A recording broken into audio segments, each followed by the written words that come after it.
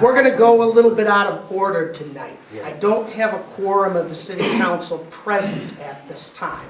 However, Councilman Elliott has called me. He's running late from work, and so we do expect a quorum to arrive.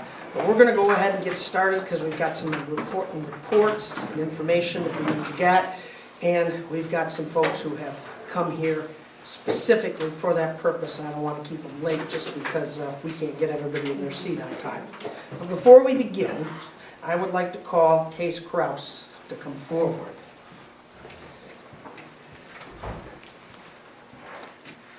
I have a special tribute. Whereas Case Kraus is an active Hazlet High School senior who believes community involvement is very important and will provide him with a sound foundation to pursue his goals of becoming an effective biomedical engineer. And whereas Case has demonstrated a strong work ethic by taking 4 AP classes, including biology, English, literature, U.S. history, and Spanish 4, he is also a member of the band program, as well as being a dual enrollment student at MSU, where he is enrolled in Calculus 4 and Chem Lab. And whereas Case Kraus will graduate from high school with 23 college course credits, including 12 dual enrollment and 11 AP testing, with a possibility of adding 20 more through AP testing, in addition to completing 28 high school credits while maintaining a grade point average of over 3.9. And whereas Case is an 8-year member of band, including 4 years in marching band, 3 years in jazz band, and pit band, and 2 years in pep band. He also competed in the Science Olympiad for 7 years and attended state finals for 5 of those years. And whereas Case Kraus has also garnered achievements as a student athlete, including 3 years with varsity cross country, all conference each year, and 1 season at state finals, 4 years with varsity track and field, all conference each year, and 1 season at state finals, and 1 year each with JV and varsity golf.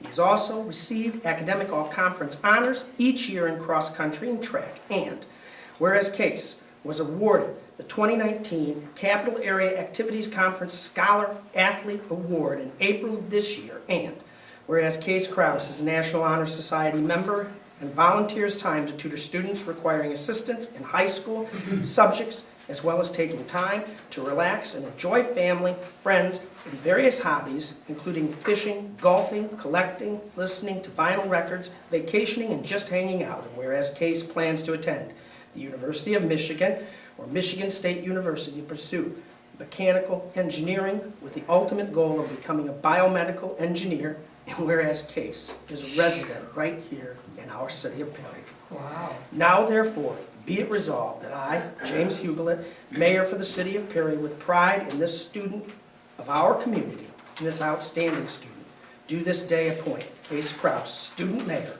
for the City of Perry, to serve in that capacity until June 6th, 2019. Furthermore, I invite Case to participate with myself and the Perry City Council in the activities of city government, and I extend to him privileges to speak to the issues that concern his generation at the meetings of the Perry City Council. I also invite him to participate in all ceremonial duties of the mayor. Furthermore, I call upon citizens of our greater Perry community to honor Case's accomplishment and character.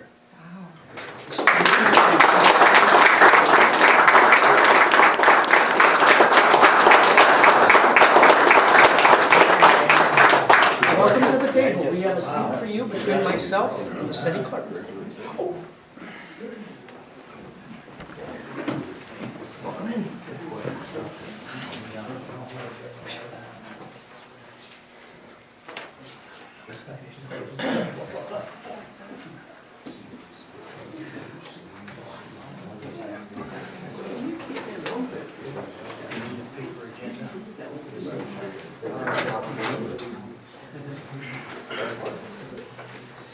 Tonight we had scheduled as our invocation speaker the Perry United Methodist Church, but at Pastor Powell's request, Pastor Deanna Shaw is here tonight on their behalf to deliver an invocation.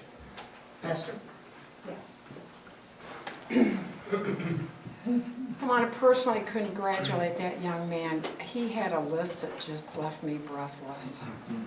Wow, bless that young man. Could we take a minute now and pray? And Father, we give you honor and praise tonight. And we thank you that you are the source of all good and all good blessings that come upon us. And we want to thank you for the opportunity to gather here tonight. We ask for your hand of blessing upon this meeting. We give thanks for our dedicated council people, our mayor, our police officers, the city workers and the ladies upstairs in the offices. We bless them in the name of Jesus. We ask that you guide and direct our meeting so it's full of wisdom, productivity, and respect for each other. And thank you for helping us to reach our goals tonight. In Jesus' name, amen. Amen.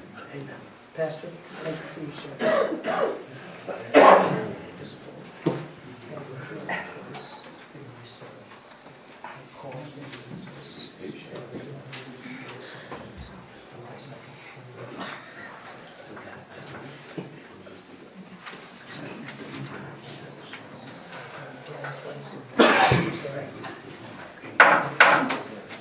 I call to order this regular city council meeting held on May 2nd, 2019.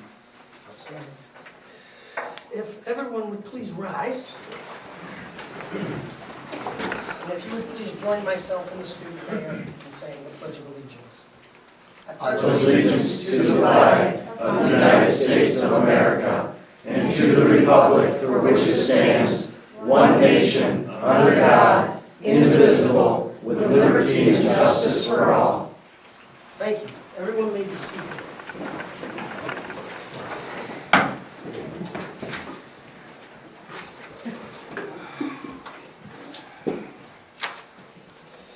Devin, would you please call roll? Karen Davis. Craig Elliott. Here. Adam Grass. Here. Christopher Powell. Here. Michael Queen. Terry Wood. Here. Mayor James Shugler. Here. All accounted for except Councilwoman Karen Davis and Council Michael Queen. I find that a quorum is present. Our first item of business is to present the agenda. The clerk and I have prepared the agenda. We believe it has everything that needs to come before you for your attention tonight, and I submit it to you for your amendment or your approval. I move that the agenda be adopted as printed. Moved by Wood, seconded by Elliott, that the agenda be adopted as printed. Is there discussion on the agenda? Hearing none. All those in favor, please vote aye. Aye. All opposed, please vote no. The motion carries. Next on our agenda is reading and approval of the minutes. Devin, would you please read the minutes of the April 18th, 2019 regular city council meeting? I move that we suspend the rules, waive the reading, and approve the minutes from the April 18th, 2019 regular council meeting. Support. Moved by Grass, seconded by Wood, that we suspend the rules, waive the reading, and approve the minutes of the April 18th, 2019 regular council meeting as presented. Is there discussion? Please turn it off. Okay, I heard it. Any discussion on those minutes? Hearing none, all in favor of the motion, please vote aye. Aye. Aye. Aye. Well, this way. Aye. The motion carries. Devin, would you please read the minutes of the April 30th special meeting? Bet you guys didn't expect those turned around so quick. Yeah, I didn't, as a matter of fact. I move we suspend the rules, waive the reading, and approve the minutes from the April 30th, 2019 regular council meeting. Support. Moved by Grass, seconded by, was that Wood? Wood. That we suspend the rules, waive the reading, and approve the minutes of the April 30th, 2019 special council meeting. Is there any discussion on the motion or the minutes? Hearing none. All in favor, please say aye. Aye. All opposed, please say no. The motion carries. That will move us to pre-approved reports and presentations. I've got several items here, but I want to begin with something for council. It is a matter of tremendous regret for me, and I think for much of our community, that we have lost Council Member Karen Davis. who passed away not quite 2 weeks ago. I've served with Karen ever since I returned here, well over 6 years, and you would not find a more community-minded person anywhere in this town. It's with tremendous regret that we have to say goodbye to her. I wanted to preserve this meeting as an opportunity for us to pay our last respects. We've preserved her seat, which regrettably sits vacant tonight.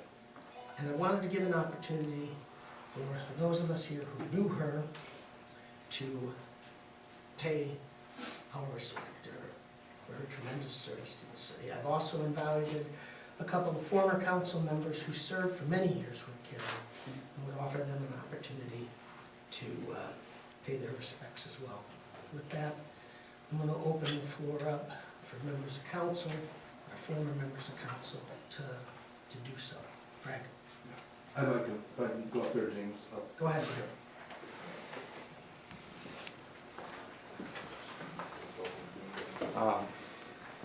I think James said it perfectly, and especially her family here, people that knew her.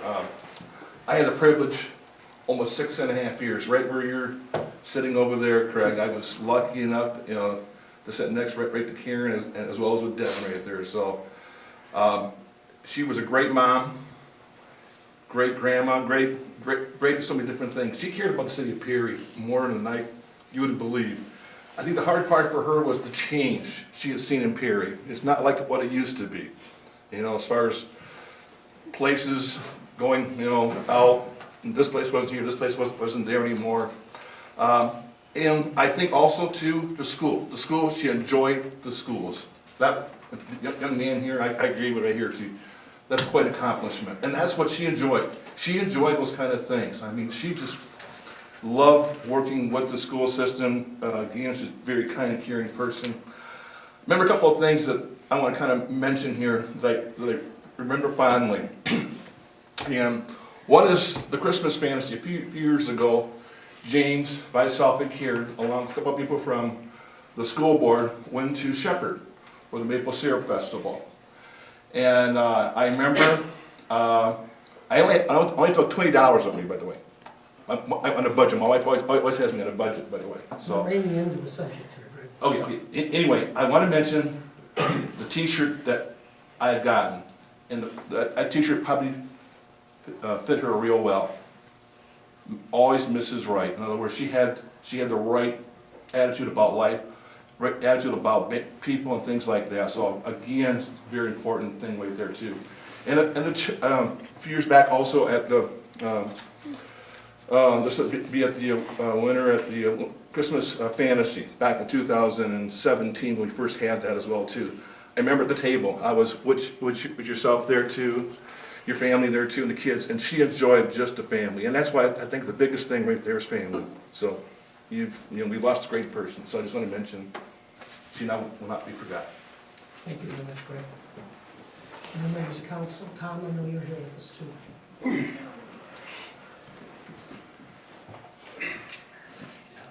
I hope I can keep it together. The older I get, the more weepier I get. But Karen Davis was very important to me.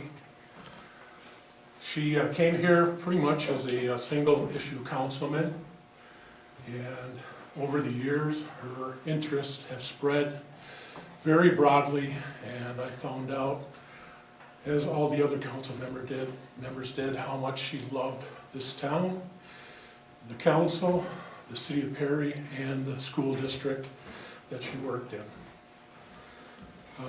Joanne O'Berry, who is another one who is not here, and Karen and I held many meetings at my home discussing many different issues. I look over there, it's very fitting that my chair is open tonight along with Karen's. But we had a lot of chance to talk, develop plans, work into the agendas, the things that we wanted to see accomplished. And I, again, worked very closely with Karen and Joanne. You know, it's the short period of time, we've lost Mayor DeLue, we've lost Joanne O'Berry, and now we've lost Karen Davis. I don't know if that says something about being on council, but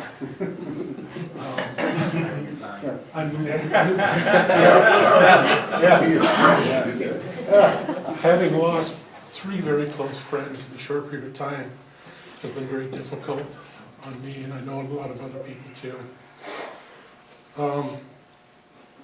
The last couple sessions that we had here that I was on council, there was the issue that I was pushing through that I wanted to see before I left council.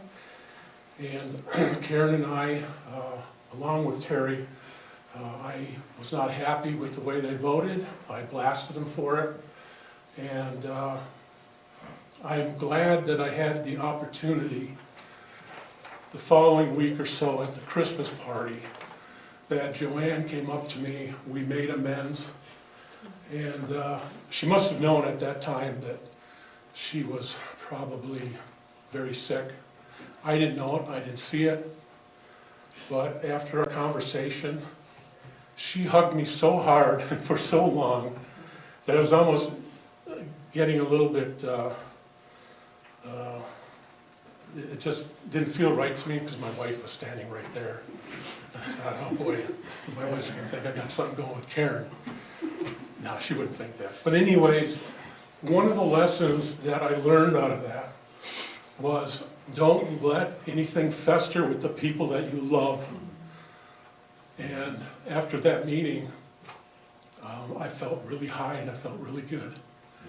Now, about 6 weeks later, I ran into Terry Wood down at the hospital, and my wife was having surgery that day, and I think his daughter was having surgery that day, or her baby that day, or whatever. Terry and I got to really talk and spend time down in the lunchroom and make amends. So if anything, for me, out of the situation with Karen, as much as I loved her and enjoyed working with her, don't ever let things fester, because you never know. That's it. Thank you, Tom. Is anyone else on council want to say anything? Do any of our city employees have anything that they need to say at this time? I think we've captured it all. Let me just say this for us all. Thank you, Karen. You're going to be missed. I have 2 gentlemen here to report. I'm going to ask them. I have a notion that perhaps we should let Commissioner Plowman go first, because I think the sheriff has a much more significant presentation for us, and I think we can rely on the commissioner to keep his report brief. Would that be acceptable? I agree, Mr. Mayor. And I would like to introduce our county commissioner, the Honorable Mr. John Plowman. Thank you, Mayor. I'll be brief this evening. We'll touch upon a couple subjects. First of all, we'll talk a little bit about CESA, ambulance and fire. At our last meeting, we determined to buy a new fire truck. It's a 1,500 gallon with a 1250 pump on it. Tank wagon, water wagon. We will most likely retire the oldest one, but maybe not. We may retire the second oldest one. First oldest one is still in really good shape, and it has a 1250 pump. Also on that avenue, we've been discussing the possibility of expanding our building a new building, putting a second story on our fire ambulance department. When that building was built back in 1985, it was built for the fire department. It was not the ambulance and the fire department. So we're a little crowded, and we're in the discussion stages of dollar amounts, what it's going to cost, so on and so forth. And I'll be reporting on that in the coming future too. It's nothing that we're going to do tomorrow, but it's something we're certainly getting going and trying to have a plan put in place, so on and so forth. Any questions on those avenues of the fire and ambulance? We'll look for your reports in the future. Yeah. Also, I might add that we've been able to keep our employees. Right now, finding ambulance personnel is very difficult. Our volunteer firemen are almost to full strength, so we're quite blessed. You really want to know the truth. Second, then I'll move right into Commissioner report.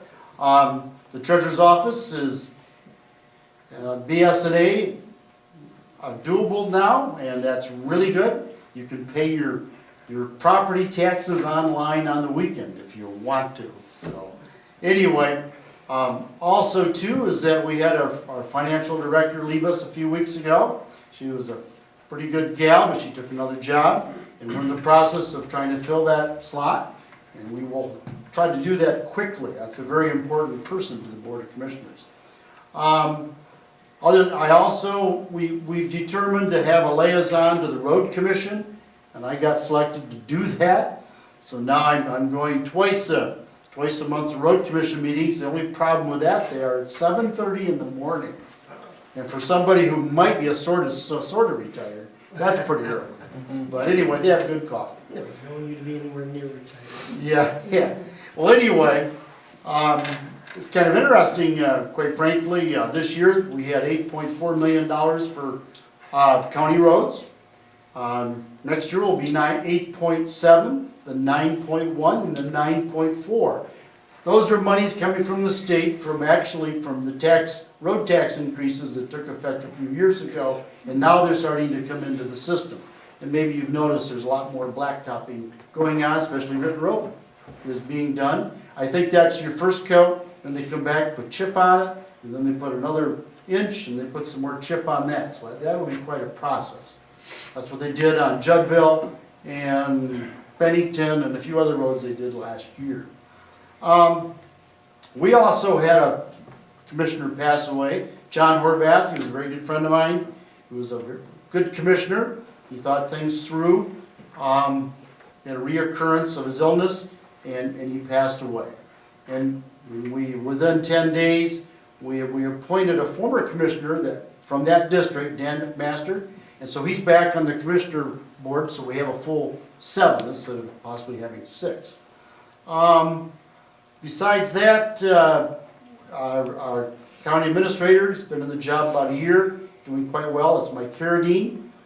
He's also a supervisor in Middlebury Township, so he has a lot of what we call local government background. And he also was an assistant prosecutor in the county for quite some time. So if I have matters of law, I sometimes will check him out. I can do that or not. But anyway, the board has been diligent working. We still have the problem of legacy costs.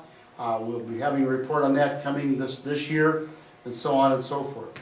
I also, in the Parks and Rec, I'd just like to a week ago, had a huge installation at Henderson Park.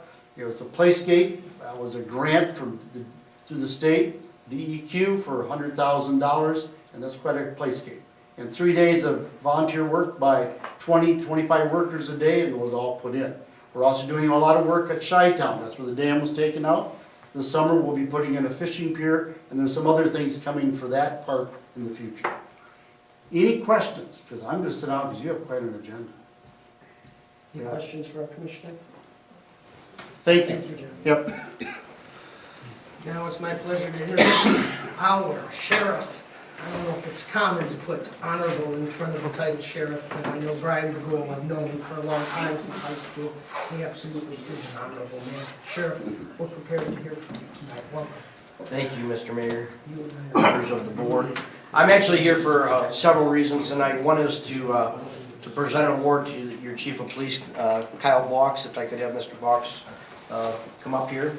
Then I'll also be presenting on the jail, and that is a rather lengthy presentation. But before I get started, I would like to comment just for a moment on Mrs. Davis with her family here. I actually grew up with Shirley and Mrs. Davis, and I want to thank her for her service to the city.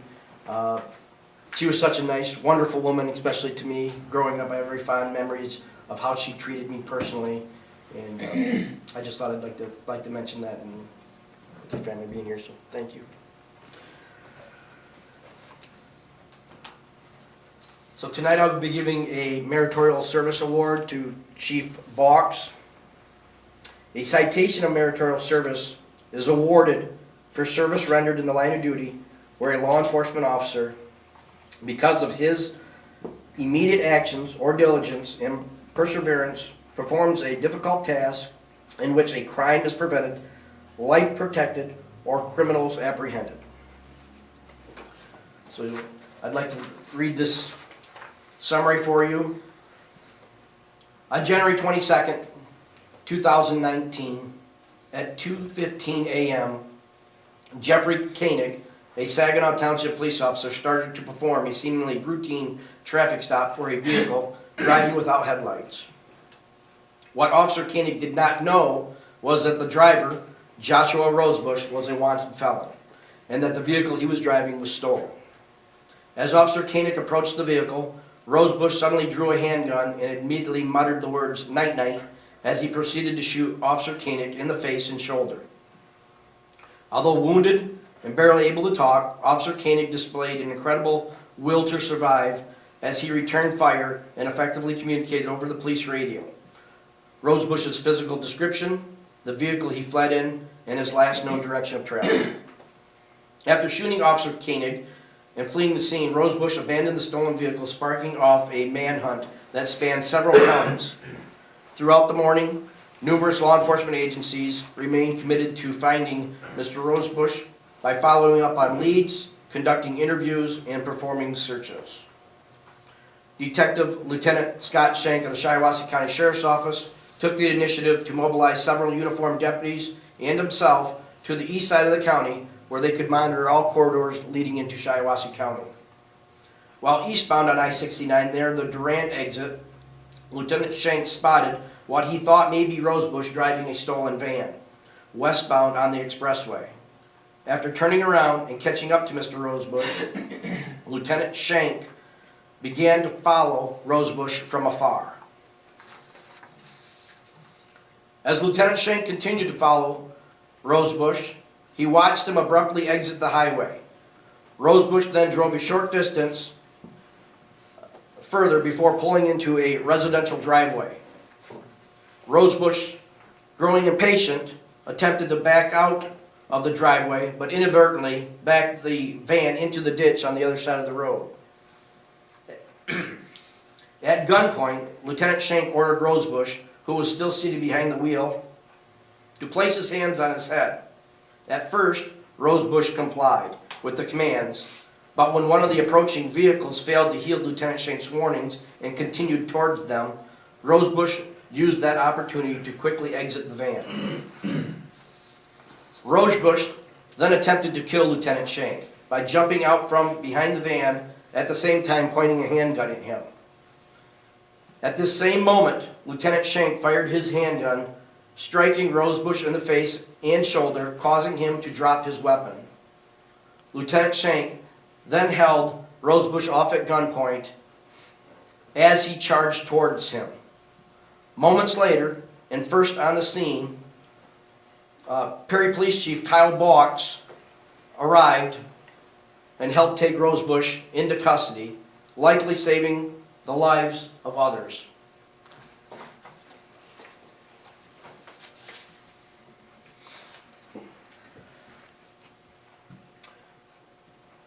On January 22nd, 2019, you assisted Lieutenant Scott Shank with the apprehension of Joshua Rosebush. On this day, you showed great bravery in an extremely stressful situation.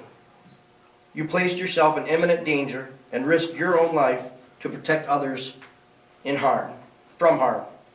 Shiawassee County is proud to have you serving this community, and it is with my honor I bestow upon you the Meritorious Service Award.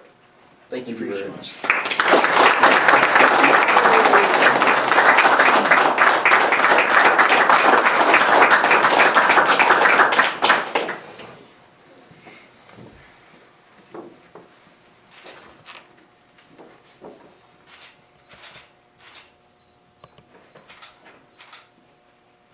Thank you.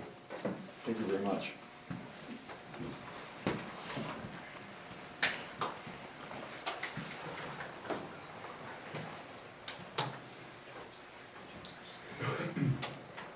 This might take a minute to warm up. I don't know if there's any other business that you can cover while I set up here. That Anything will else? conclude our pre-approved reports. All right. And after that, we move to comments from the public. Thank you, Terry. We're gonna need them all. I think it wouldn't hurt. Let me see which one. Okay. Yep. All right. Bill, you need to see yet? No, I think I'm good, I'm just waiting for it to come on here. Just take a moment. like you.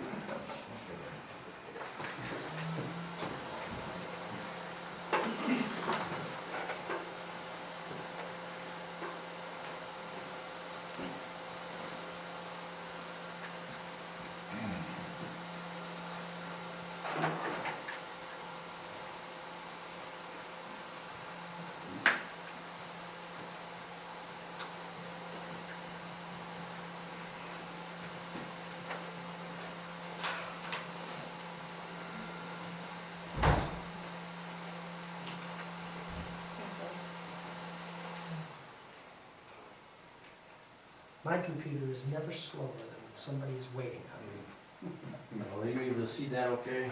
It's gonna get brighter here on its own.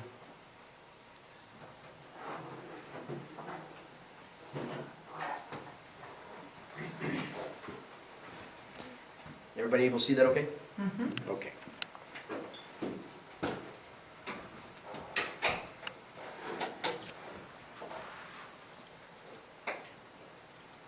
Okay, I'll start this presentation off, just to give you a little background about the sheriff's office you might not be aware of. But we lodge for every city, village, and state police when they bring their prisoners into Shiawassee County. And we lodge about 2,700 inmates each year.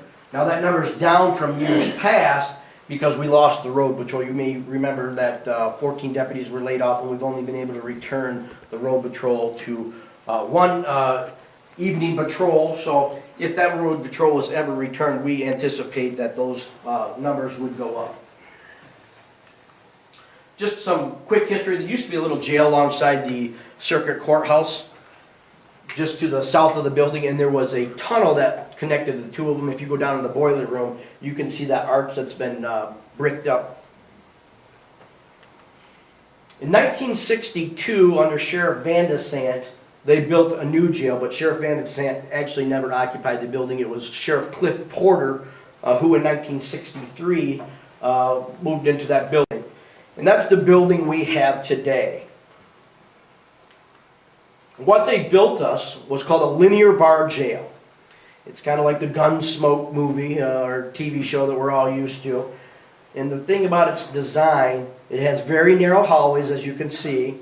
And then you have to get around the corner there of the hallways to actually see into the bars, the cells. That's called the catwalk. About halfway down that narrow corridor, there's a deputy at a post, and he's watching about 21 cameras, the cells and things like that.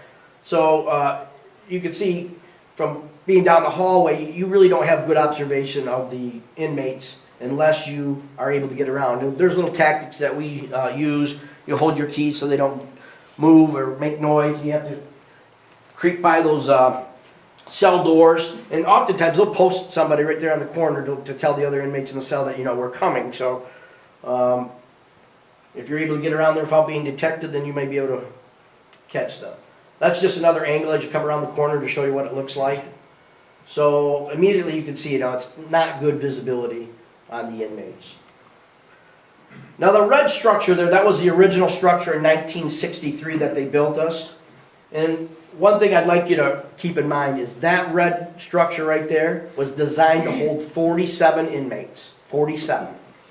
In 1981, they put that blue addition on, and in 1989, they put the green addition on. They increased the capacity in the county jail from the original 47 to 132 people. So that's a 181% increase in a building that it was never designed or intended to hold that many people. And really, that's when the problems began in our building, because they never increased the resource areas, only the bed space capacity, and it created many challenges for the different divisions of the sheriff's office. And in the back, with the lack of space and the failing infrastructure, really it's a situational nightmare. So this is a 1963 Cadillac, and I like to use this as an example because it's probably one of the nicest vehicles back in its day, and I'm sure the jail was very nice in its time.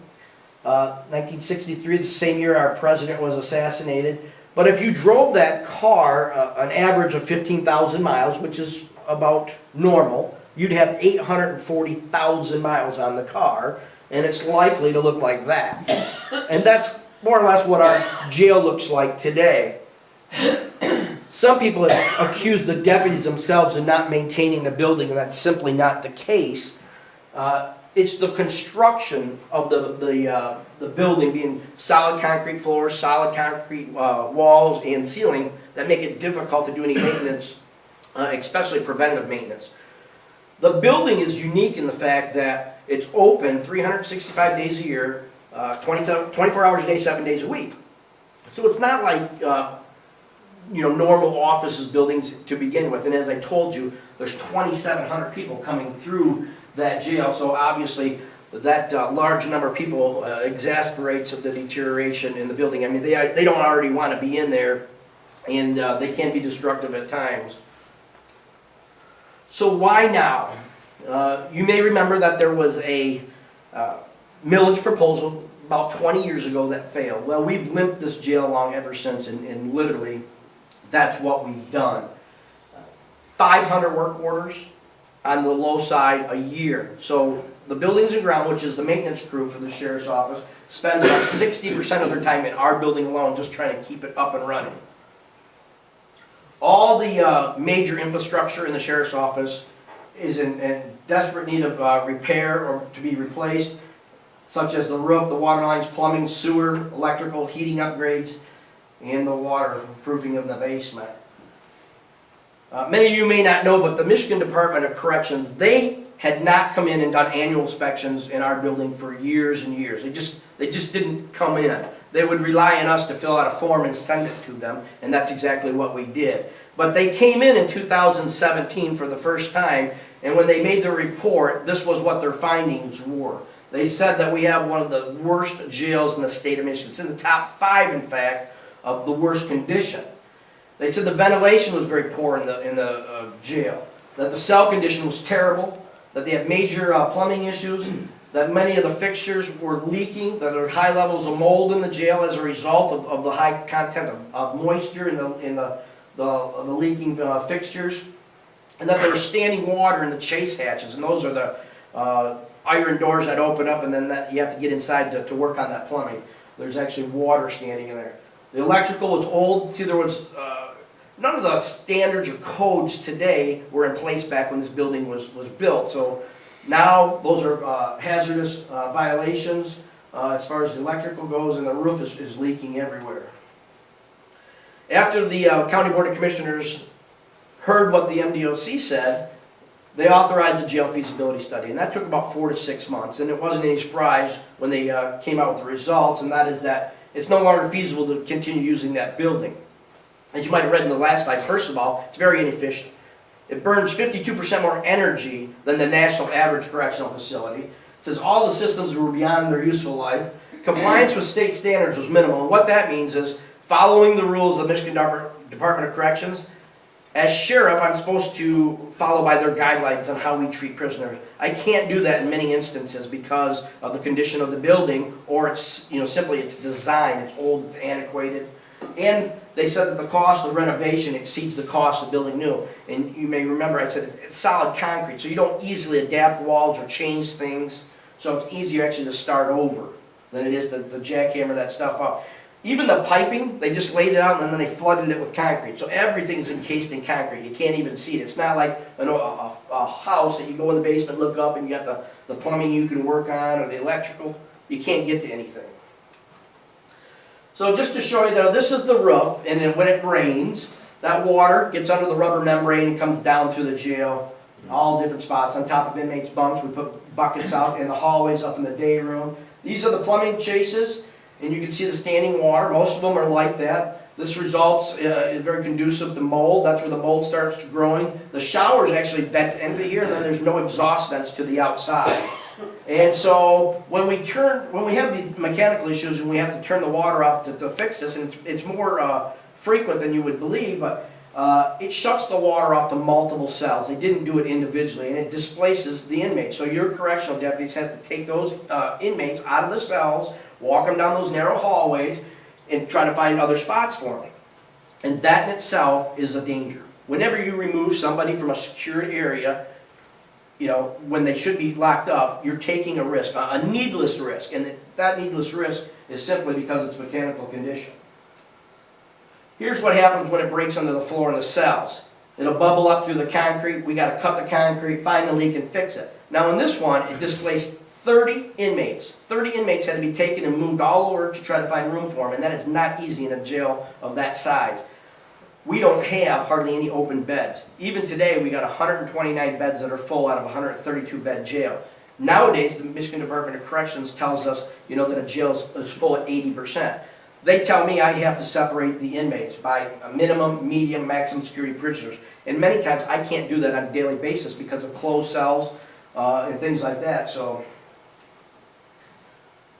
we talked about some of the problems with the heating and cooling. These are the HVAC units that are on the roof, and the County Board of Commissioners has authorized some of these to be replaced. They're brand new.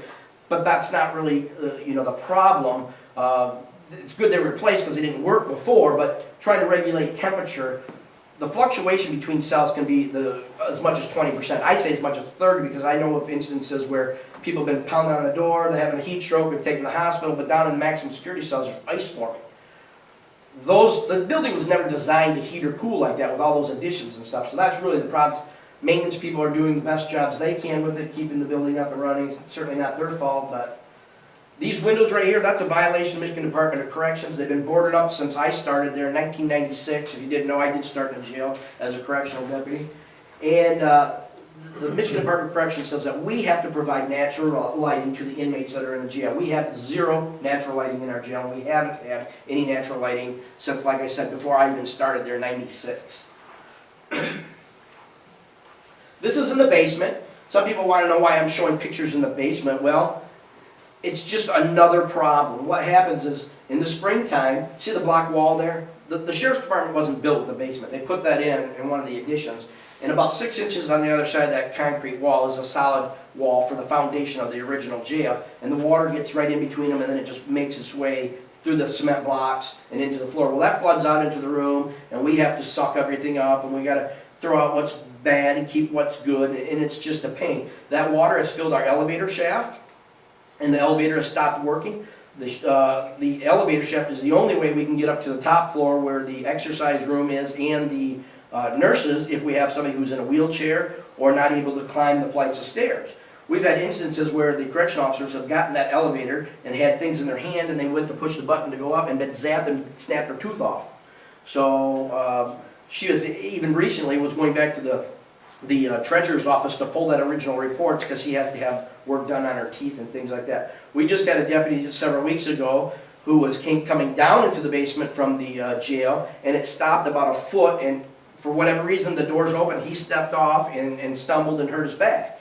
So again, all problems because of the basement and the water content that is in there. You can see they put a sump pump that tried to stop some of it, it doesn't work. That just shows you the high moisture content in the jail.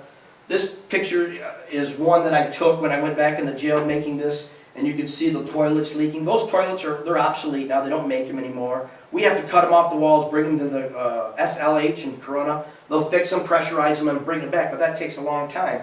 One of the last times they fixed it, which was about a month and a half ago, was one of the maximum security cells, and it was closed for 30 days. So for 30 days, we shut the water off to not just one maximum security cell, but 3, because that's how it's designed. And I had to take those maximum security prisoners and put them in the general population. And that is a liability the county assumes why those maximum security prisoners are in the general population, simply because I don't have another place to put them. That's just showing you some of the other conditions in the jail. That's our electrical. It's the original electrical in the jail, and you can see they say that's a code violation, it's a fire hazard. This is not how I want to represent Shiawassee County. Maybe it was a temporary fix one day, but I think people tend to draw some opinions on what type of professional organization we are. All 10 of our phones look like this as you walk in for visitation. And we get visitors from all over that come in, when their loved ones are arrested, either driving through Shiawassee County or what have you. So this just appears to be some broken concrete, but that causes a real problem. We have a security perimeter around the jail for obvious reasons, and we have an electrical gate that's weight censored. And so when those police cars arrive from either sheriff's office or city or villages or state police, it's supposed to open up automatically. Well, it doesn't when it shorts out with the water that gets in the ground. And so then your deputies have to leave their post inside the jail, come out and manually open the door, let the car in, and then close it and reverse that when they leave.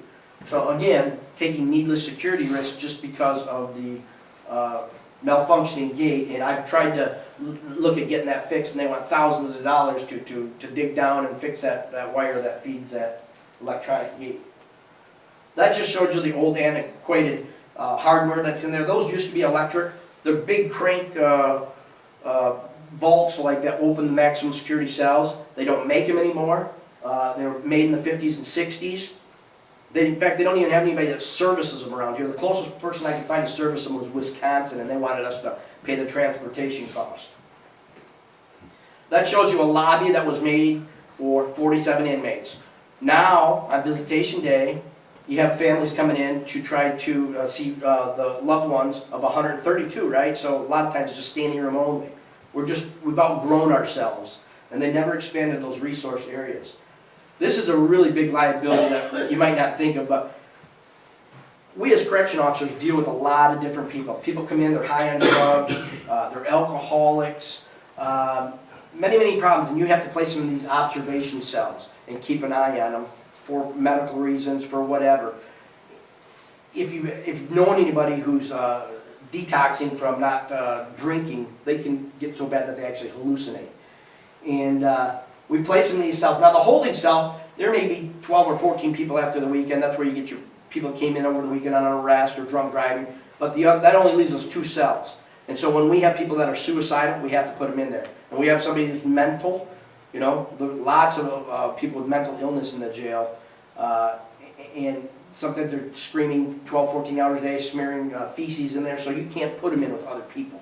You have to separate them. But then we're down to even 1 cell. And basically what I mean is we simply do not have enough room in there to effectively observe or manage the population of the people that are in the jail. Well, at least not do it without incurring a lot of liability, because we're not able to perform that.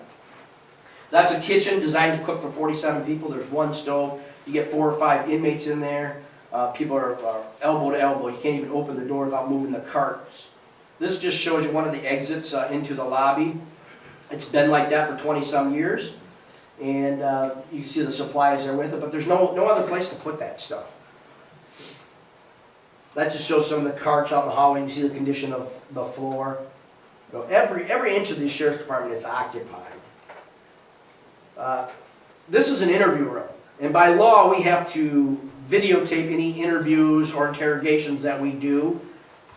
But when you have multiple suspects, it really creates a problem. It's not like the movies where you might find an inconsistency in somebody's story, then walk down the hallway and then open up the other interview room and then question that person. No. We got to take them out of that chair, weave them through the maze that the sheriff's department is, place them back in jail, take the other guy, bring him all up, then shackle him there and do the same thing. And why I say shackle? Because that's a non-secured area in the sheriff's office. It's the sheriff's old living quarters. That was a bedroom. And we can't put locks on the doors to prevent people from escaping out of that particular part of the jail, because that would be a fire hazard, because there are regular citizens that come in those areas also to make complaints. So it's very difficult to even perform our job, or your detectives perform some of their interview jobs. I'll give you an example. When we had the double homicide at Walmart and they wanted to interview those guys, they put one here and they said, "Where's your other interview?" "Well, we don't have one." Great. Come on, that's the line of work that we're in, right? We're supposed to be doing that type of thing. They have to load these double murder suspects up into the car, bring them all the way to the Flint State Police Post in order to interview them, because we don't have adequate facilities. I'm trying to hurry through this. I know it's kind of lengthy. Just kind of shows you the visitation room. That is actually a closet on the right, but we turned it into an office. But when you get 10 people screaming into those phones on visitation day, the person in the office can't even hear himself think. There used to be attorneys that had to wait one after the other in the lobby for each one to get done, or if the bondsman was in there, then that person was waiting, and it caused a real problem. We did partition part of that wall off to save that problem, but that's not a staged photograph. That's what happens on delivery day when they bring in the food for 132 people. We just don't have any room for it. There's no place to put it. Nobody thought about increasing the capacity of the storage areas. So you can see it blocks the area when they come up from the basement. We do load that stuff on carts and bring it down to the absolute opposite end of the sheriff's office, and we stick it in freezers and refrigerators that are in the garage. And I turned one of the lieutenant's offices, actually, it's stacked full of kitchen supplies. Because before that, the poor cook was going down the flight of stairs into the basement 3 times a day and trying to carry those boxes up. And of course, she had carts, so it made sense to try to leave it on the first floor. But then we had to take the lieutenant and move her out of there and find a room for her. Because of the 911 center being built, we actually, one office opened up, thank goodness, so that's how we got around that. That just shows you, the lack of space and things. The doors don't even open up all the way in the police cars when we try to get the inmates out. You gotta more or less get up close to them, have them step back in order to close the door and then proceed forward. So real quick, I'd like to just show you what a modern jail would look like. You saw what ours would look like. These jails have been designed by the same architect who's designed ours. His name's Joe Maroc. He's designed more than 90 county jails in the United States. And this is what's called a pod. And you might remember it easier by calling it a pie, because that's kind of how it is. In the middle, you have a raised control center, and each one of those cells is like a pie, a slice of pie. Each one of them could easily be for just a minimum, medium, and maximum security prisoners, just like we're supposed to have them separated. Another one could be for females or whatever you have. But from one position, a deputy can basically turn around, just around in a circle like this, and he can see 200 and some inmates all at once. So it's very basic, but it's an incredible design. And you imagine the amount of manpower it saves just having the one person sitting up there and be able to observe everybody at once. From that position, he can also control the electronic doors. He'll determine who goes through those doors and who doesn't, because currently your deputies carry big, huge brass keys, and when they open up a door shell, you have 12 or 14 people in the cell. If they decide to jump them or grab them or grip, take those keys and beat them over the head or whatever, that's going to be a real problem. Essentially, they would have the key to every single jail cell back there. Now, they wouldn't be able to get to the outside because we have an electronic security door that prevents that, but all of them would be electronic security. Now, we move 132 inmates one time a day because the Michigan Department of Corrections says that we can keep them in a cell for 23 hours, but for an hour, we got to give them exercise. Unfortunately, our exercise room is up on the second floor. So we have to take those 132 prisoners out of their cells a day, move them down those narrow hallways and up 2 flights of stairs, and put them in the day room where they can exercise. In this one, you can see the doors that are under the control center. You would announce over the speaker that it's time for that cell for exercise. You would buzz them into the hollow area under the control center, and then simply buzz the door into the neighboring exercise room. So no taking anybody out of your cell like we do. That is a huge, security risk doing that. We also move all those people up front once a day or once a week for visitation. So they would be able to remain at 24 hours a day in a secured environment, unlike they do now. That's the control center. That shows you what it looks like looking down into the cells. That shows you if you're an inmate looking up. It's mirrored glass. You never know if you're under constant observation or not. I spoke about the visitation on the right, on the wall over there, the little blue box, that's video visitation. So now on visitation day, instead of moving everybody up to the front, video visitation right from your cell. Never leave the secured area. And many families like that, especially in inclement weather, they don't have to drive up to the Sheriff's Department to visit. Now, if you didn't like that technology, we would still have a couple rooms to do that visitation in. But when we look at the other jails, this is what they're doing. And whenever you can stop all those people coming into the jail, you limit contraband and things like that, possible weapons that come into your correctional facility. So it's much safer not to have all those people coming in every week. That shows you what it looks like in the cell.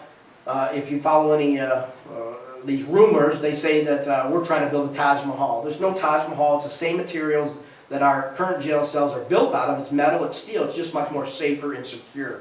No lazy boys, as you can see, no carpet or anything like that. No fancy, facilities. Just another look there. That's a comparison of what we do or how we do business on the left to what it's like. Now, you might not notice a huge difference in this. That's our cell on the left and the current new cell on the right. And the biggest difference, if you look, see all those smooth surfaces on the right, the new cells? Nothing underneath. That whole cell's been sprayed with like a rhino bed liner. So if you scratch it, you know what's under it? Same color. It's not going to not gonna discolor or anything like that. You can't hardly hide any weapons in this one. We do cell searches, but there's no places, it's all smooth surfaces. Now look at ours. Those deputies have to get in there with their gloves on, they got check everywhere. There's angle iron, there's all sorts of areas that they can place weapons and hide weapons in that type of environment. In fact, with the moisture content in our jail, with the cement that falls out of the wall and falls out around the showers, they've actually found improvised knives and things like that that are up above the showers. Just in those, that gives those, the deterioration of our building gives those inmates an opportunity to hide things. The other thing is disease. Lots of diseases in the jail. MRSA is a big, huge problem. At times, we have to sterilize the cells at least once a day, wipe everything down with bleach. See how easy those smooth surfaces can be wiped down, but yet when you compare it to the other ones, more difficult, more surface areas you could miss and things like that. So easier to clean and sterilize for better hygiene. This is talking about maintenance. Now those maintenance workers have to crawl into those hatches. They're waist high. So you have to crawl in to get in them. New design, you just walk right up behind everything and service it. So much, much better. That shows you the day room. And if I could just comment on that real quick, our retractable roof hasn't, you know, I said it hasn't opened in 20 years. It's probably been open less than a dozen or something like that, but it leaks and they don't open it anymore. And I know it hasn't opened for about 10 years, but water will get out of the floor. It floods, a number of times. We had to close it recently. And the problem is we don't have any area. That's your exercise room I told you about up on the second floor. That's your room we provide religious service in. That's a room we provide drug and alcohol counseling in. But that's all we got, is one. So everybody's always competing for that room, and if it's closed, then none of those services can exist. We need classrooms. We can't offer, a GED or do any of that stuff that really we need to do to try to stop the recidivism from occurring in the jail. And this is what a new one looks like. You can see they put a retractable window on the wall, much better, so it doesn't leak and get some fresh air in there. But again, nothing, no Taj Mahal. That's our server room on the left, just trying to keep up with technology. Imagine with those solid concrete walls trying to bring that stuff in. And this is your new 911 center and what it looks like.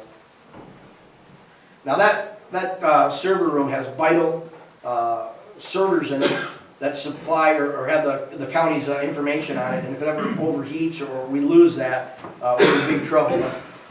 That's an old room. I've been woken up numerous times. Hey, the alarms are going off. It's hot in here. The air conditioner quit. They got fans. They're trying to cool it down and things like that. So it's a problem. Let's talk about the population. When Governor Inger closed the state mental hospitals, those people didn't go away. They find their way back into our jail. 20% of the population is estimated to be severely mentally ill, and I mean bipolar, schizophrenia, whatever. Folks, we are not prepared to deal with those people at all. We have no padded cells. We have no soundproof cells. And like I said, they will yell for 14 hours a day. And if you work in there and you're working across from that cell that they're in, it'll literally drive you nuts yourself. But those people, we've tried to get them some help, Shiawassee Health and Wellness, and because, they don't accept, if they have insurance and they're in jail, then insurance doesn't work and they can't be provided those services. I mean, there's all sorts of problems and complications with that stuff. But this plan of the new jail also provides for mental therapists to come into the jail, have office space right in the intake area to screen each and every inmate that comes in to find out if they're mental illness problems that need to be met, or if they're drug or alcohol dependent and get them counseling, or if they don't have any skills, maybe get them some working skills, get them back out in the workforce. I'll talk about that a little bit more here. That just talks about the programming. I'm sure you probably already know we have a huge meth epidemic that's going on in the county, and there's many problems with that. If you were to probably call a recovery center right now and try to get somebody in, you wouldn't find a room open. Everybody may remember the garden program we did. We had 13,000 pounds of produce that came out of there. We fed 25 food banks, but better than that, we used all those vegetables to feed the inmates, and that's something we're going to continue to do, and that's kind of right along the lines of the skill program I'm talking about. There's monies in this jail proposal that would provide to keep those programs going. They learn to plant the food, harvest the food, prep the food, and we can give them a certificate that they can take and go out and maybe market themselves. Another thing we could do is if a guy gets 90 days in jail, we teach him to read a tape measure, maybe bring in a retired carpenter, he shows them how to frame a wall, and then they can go back out there with one of these local contractors and get themselves a job, support themselves, support their families, and start contributing back and maybe stay out of jail. That's what we're trying to do. Because I can tell you right now, when I started, I remember booking in these men and women, and now I'm booking in their kids now, so, and I can call them by name, unfortunately. So we're just about to the end. I just wanted to dispel a couple myths. If any of these myths have made you think that, you know, we don't need this jail because of what you heard, please don't believe those rumors. One of them I heard it's too big. I didn't decide the size of the jail. The jail feasibility determined the size of the jail. The jail feasibility study said that the county needed a 224-bed facility to supply its needs for the next 20 years. But we know it's going to be 50, right? We're at 56 on this one. One thing that's important to know, remember, it's not full at 224 beds. It's full at 80%, so it's full at 179 beds. I have seen our population in the current jail in excess of 180. So we are definitely not building a building too big. People have accused us that we want 224 beds because we want to make money. We're in the business, we want to go rent jail bed space. We do rent jail bed space, but to give you an example of how much we do that, of the 129 prisoners that are in jail today, 114 of them are county sentenced inmates. The others are jail bed rentals, and that's a small percentage, maybe only 10% at times. We contributed about $300,000 back to the County Board of Commissioners last year, but they put in our budget to operate the current jail over $2 million. So we're not making money. And we wouldn't in this new building either. We would just simply offset some of the operating costs like we do now. So does that make sense? So if you hear that way, we're just doing this for money, that's not what it's about. Other jails are being built much cheaper. I want you guys to understand when this architect and gave us the probable cost of the jail, they said, Sheriff, it's going to cost $32 million. Okay, what about cost overruns and all those problems? You know, we put it on the mean side, we're protected, $35 million. Okay, and would we have money for this or that? He said, what I've done, I've given you a third figure. The third figure, it's 10% elevated on everything, even the inmate dishes, because what we came to, the citizens of Shiawassee County, was hard construction costs, soft construction costs, and occupancy costs, with this furniture, plates, everything. The other jails that you're reporting will say, oh, I'm building a 500-bed facility for $38 million. No, you're not, because you're not including your soft construction costs or your occupancy costs like we did. So, $37 million was what we brought to the public, $37 million, but that's a 10% inflated price. The real probable cost to build that jail was $32 million. So you can see we got about a $5 million buffer there. And not that we're going to take that money. If the cost of the jail comes in at $34 million, then the Board of Commissioners would sell $34 million worth of bonds, okay? And if I could explain that the millage rate, in order to cover that construction of the jail, is set at 1.64 mils. 1.64 mils generates the $37 million. But if it's 35, it's not 1.64, right? Now that millage also has money built into it, because this new jail, even though it's more modern and more efficient, and we're going to close the current work release center and operate one efficient building instead of two, okay, there was an increased cost to operate it. In our budget, you know it's shot. We don't even have a road patrol out, right? So they couldn't afford that increased cost of heating and cooling, more square footage, so we had to put that into the bond. But that's included in that cost, okay? So the highest it will go is 1.64. That's included in the cost of the operating cost for 20 years. They're going to continue to provide the $2 million some dollars they do now. So we're just talking about the increase between what it costs now in an old facility operate and a new one. Also the programming for the mentally ill, bringing those therapists in, bringing in the skill set program, bringing in the drug and alcohol counseling, that's also built into that millage. And again, it's never to exceed the 1.64. So when they determined the interest rates of the jail or what it was going to cost, they had to really be conservative. So again, those are high. So if the interest rates are lower and they lock in, and they are lower right now, and we're only a week away from this election, again, it's not going to be 1.64 mils.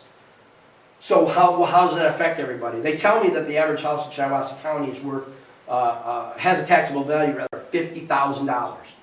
So you have to know your taxable value. Please don't confuse it with your retail market value. A lot of people have done that. If you have a taxable value of $50,000, it will cost the average house owner $82 a year.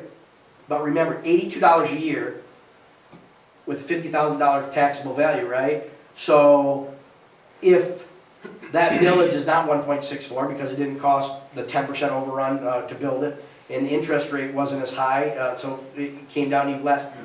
What basically I'm telling you, it's $82 maximum for $50,000 taxable value. So there's a lot of factors right there, but you've been dealt the absolute extreme worst. Which I think I'd rather do that than build it cheap, and then you say, oh wow, we saved 3 or 4 million or something like that. But I couldn't do that and get 95% done and then say, we're out of money. Now what are we going to do? We're out of, we've got to sell more bonds, and it'd be just a huge mess. So if you hear any of those rumors, please don't believe them. I think we covered everything other than also included in the cost is the demolition of the current jail. That's going to be leveled. That's all it's good for. And the construction of what is called a sally port on the back of the circuit court. Now, a sally port is just essentially, it's a garage. And we have one now, and that's where the police cars pull in, the garage door closed down, that's where you unload your prisoners. Circuit court doesn't have anything like that. We haul prisoners across the parking lot, which is very dangerous, through public parking lots where school kids walking home often are. General public maybe doing their regular business are often right in the same parking lot as we bring these gangs of prisoners back and forth between circuit and court house. And now we would build a aesthetically and historically pleasing sally port on the back of the circuit courthouse so a transport van could pull into the door and close, and then we can unload those people and put them in individual cells. Because guess what? We don't have that circuit court currently. We have one cell up in our circuit court for Judge Stewart. And your Judge Stewart handles every felony that comes through Shiawassee County. Rapes, murders, anything like that. And he has one cell. To give you another example, the murder suspects.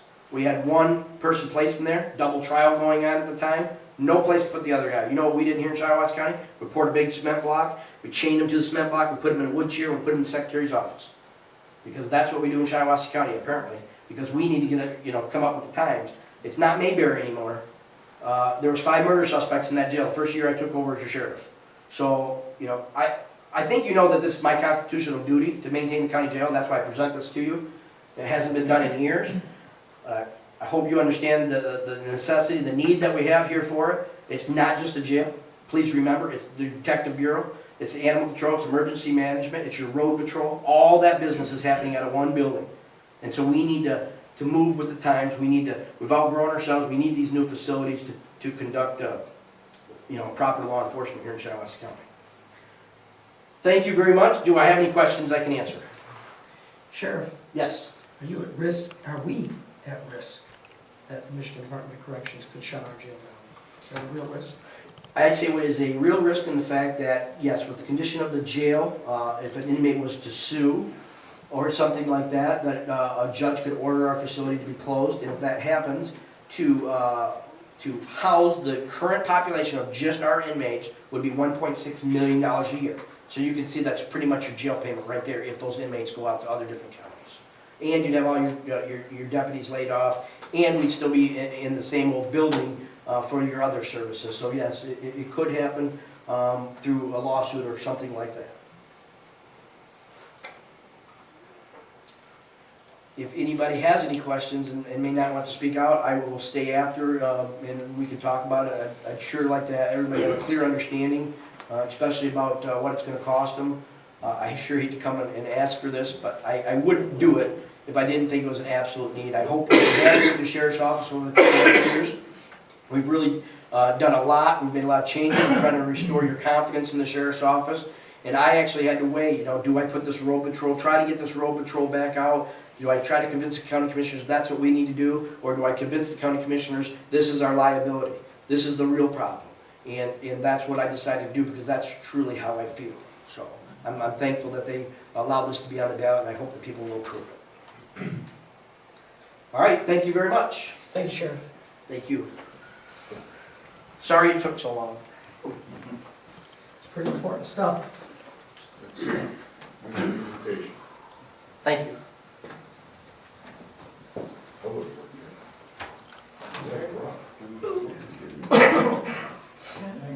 We don't always get, show and tell here, so you made good timing here.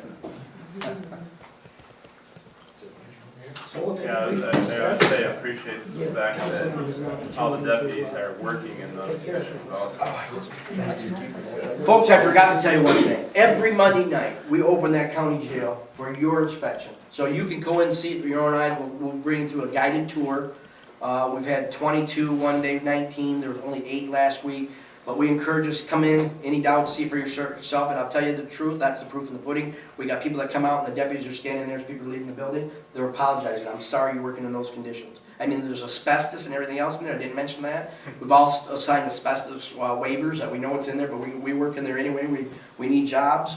So this is really about your deputies and the conditions they work in there. It's the same areas the inmates are in. We agree we need to provide a humane jail, but we're not, again, trying to provide a cushy jail. I want to make sure my deputies go home at night. And with the current facility, there's many security risks that they take that could maybe not make that happen. So I will just clean up while you want to keep going on your business. Or? I don't have a quorum present, so Oh. we'll give it a few minutes. All right. Maybe somebody has a question. Anybody would like to? Yes, sir. I don't have a question, just a comment I like hearing is helping those inmates, they're gonna get out sometime, but helping them to rehabilitate and come back in their community and be productive citizens in our community, thereby lessen the future burden on our law enforcement at all levels, and actually helping out the entire community and economy of our community with that. So I was really glad to hear that.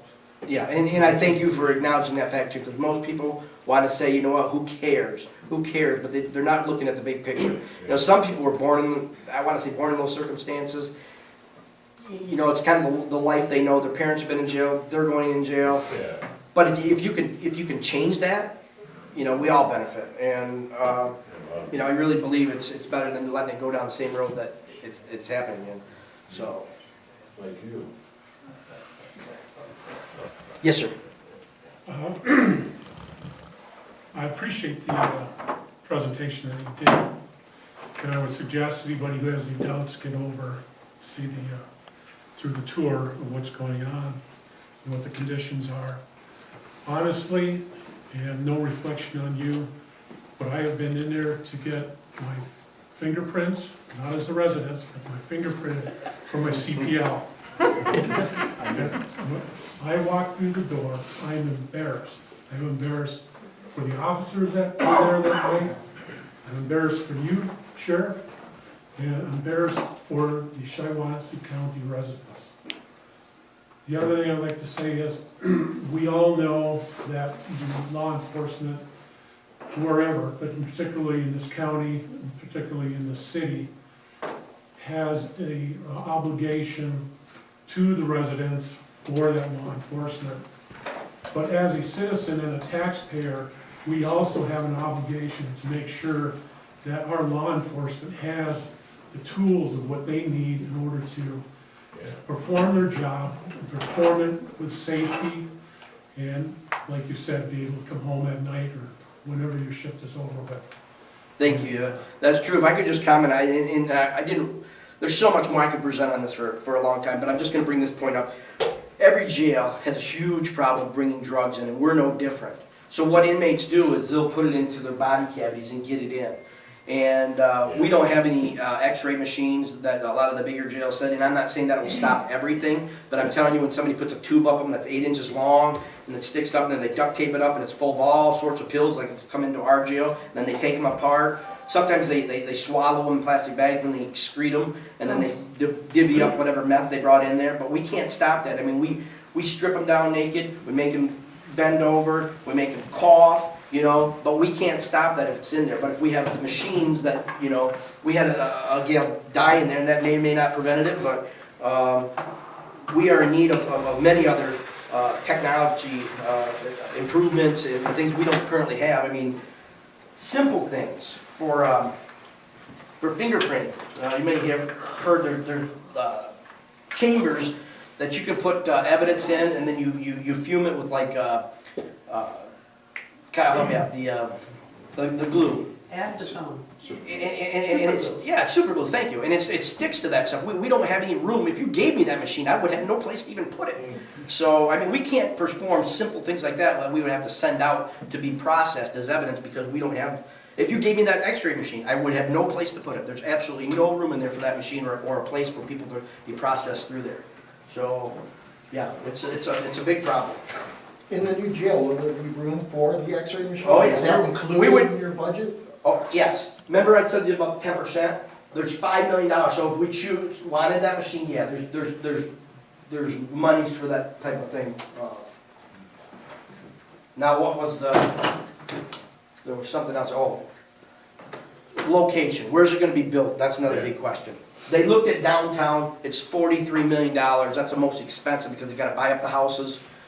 They gotta construct a partial new jail, they gotta evacuate the old jail, they're gonna have to ship the inmates out and have them housed somewhere, they're gonna finish remodeling the old jail, and then bring them all back. And that'll cost $43 million in about 2 years.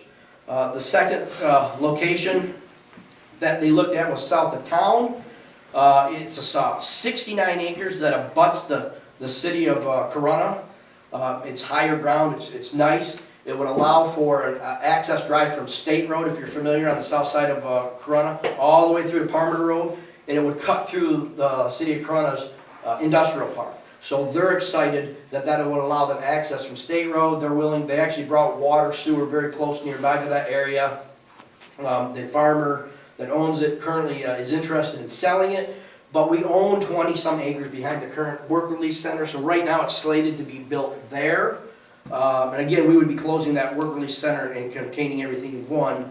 But right now they're building the buildings and grounds there. If we build the jail there, and by the way, this jail has been thought out, it puts the kitchen, the laundry to the side. If we ever had to build another pod, it'd be placed right on the other side of it, allowing ample room for expansion. But once you leave or reserve that property, you kind of painted yourself in the corner. I don't know what other government offices or services you would get back in that field. So if this passes, I will be going back to probably Mr.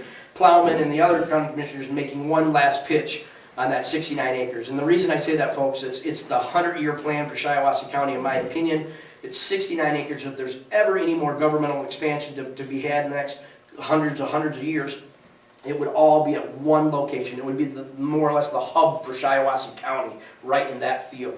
And you wouldn't have everything all spread out. And it seems like a little expense right now, but in the long run, it'd probably be a drop in the bucket to what it was in the future when that property goes up. And then that would allow the county to sell that other property where they're thinking about building. I think that's got some more commercial value, closer to 21.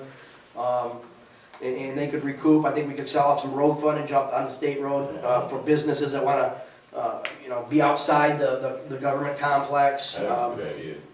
Thank you. And then there's a house and home on that property also that could be sold off also to recoup some even more of that money. So that's just a possibility if it passes. But I didn't want to make a big fuss about that right now because I don't know if it's going to pass. But if it does, I'll try to make those proposals to the county board of commissioners.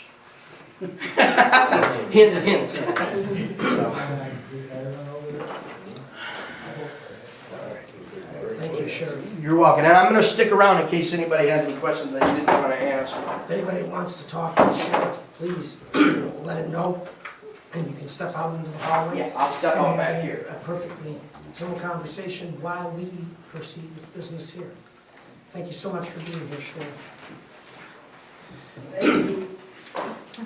Next on our agenda. I'm sorry to interrupt. I just want to say how much I really appreciate allowing me the opportunity to speak. You've always been so cordial. We got a great relationship here between the sheriff's office and the city of Perry and Chief Boggs and the mayor. And it's really nice, we're sharing resources now. That stuff did not happen years ago. If we want something, we know Perry Police Department's going out to back our guys. We're coming in back your guys. If there's detectives that need to come down and investigate something right here in the city, we're going to do it. Animal Control, we're going to send it. And we're going to continue that great relationship. So thank you very much. Thank you. Appreciate it. Thank you.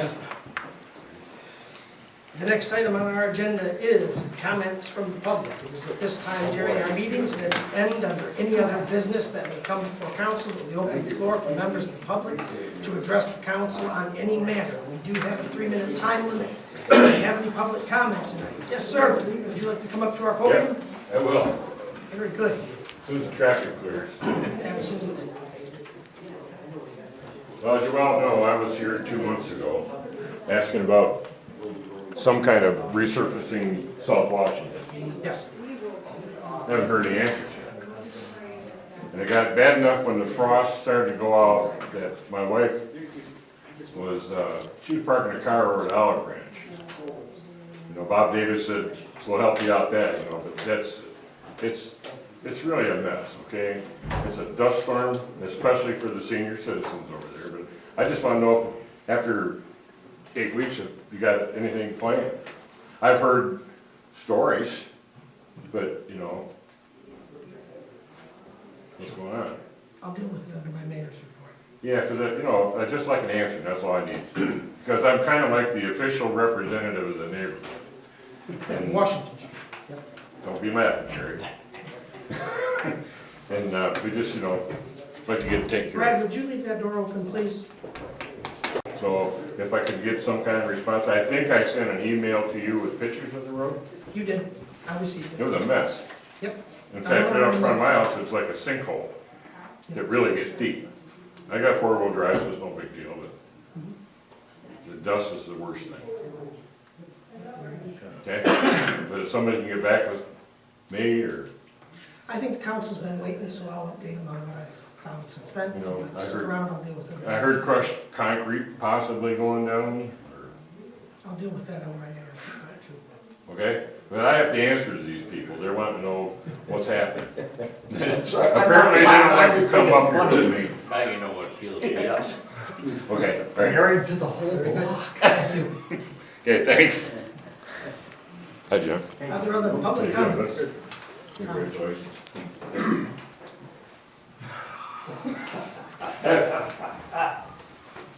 Tom Sheppy, 430 Wild Oak Lane. I wanted to congratulate our Chief of Police, Kyle, on his honor tonight. When Mayor Rostolo and I picked Kyle to put in front of the council, we knew we made a good choice. And he continues day after day, week after week, year in and year out, to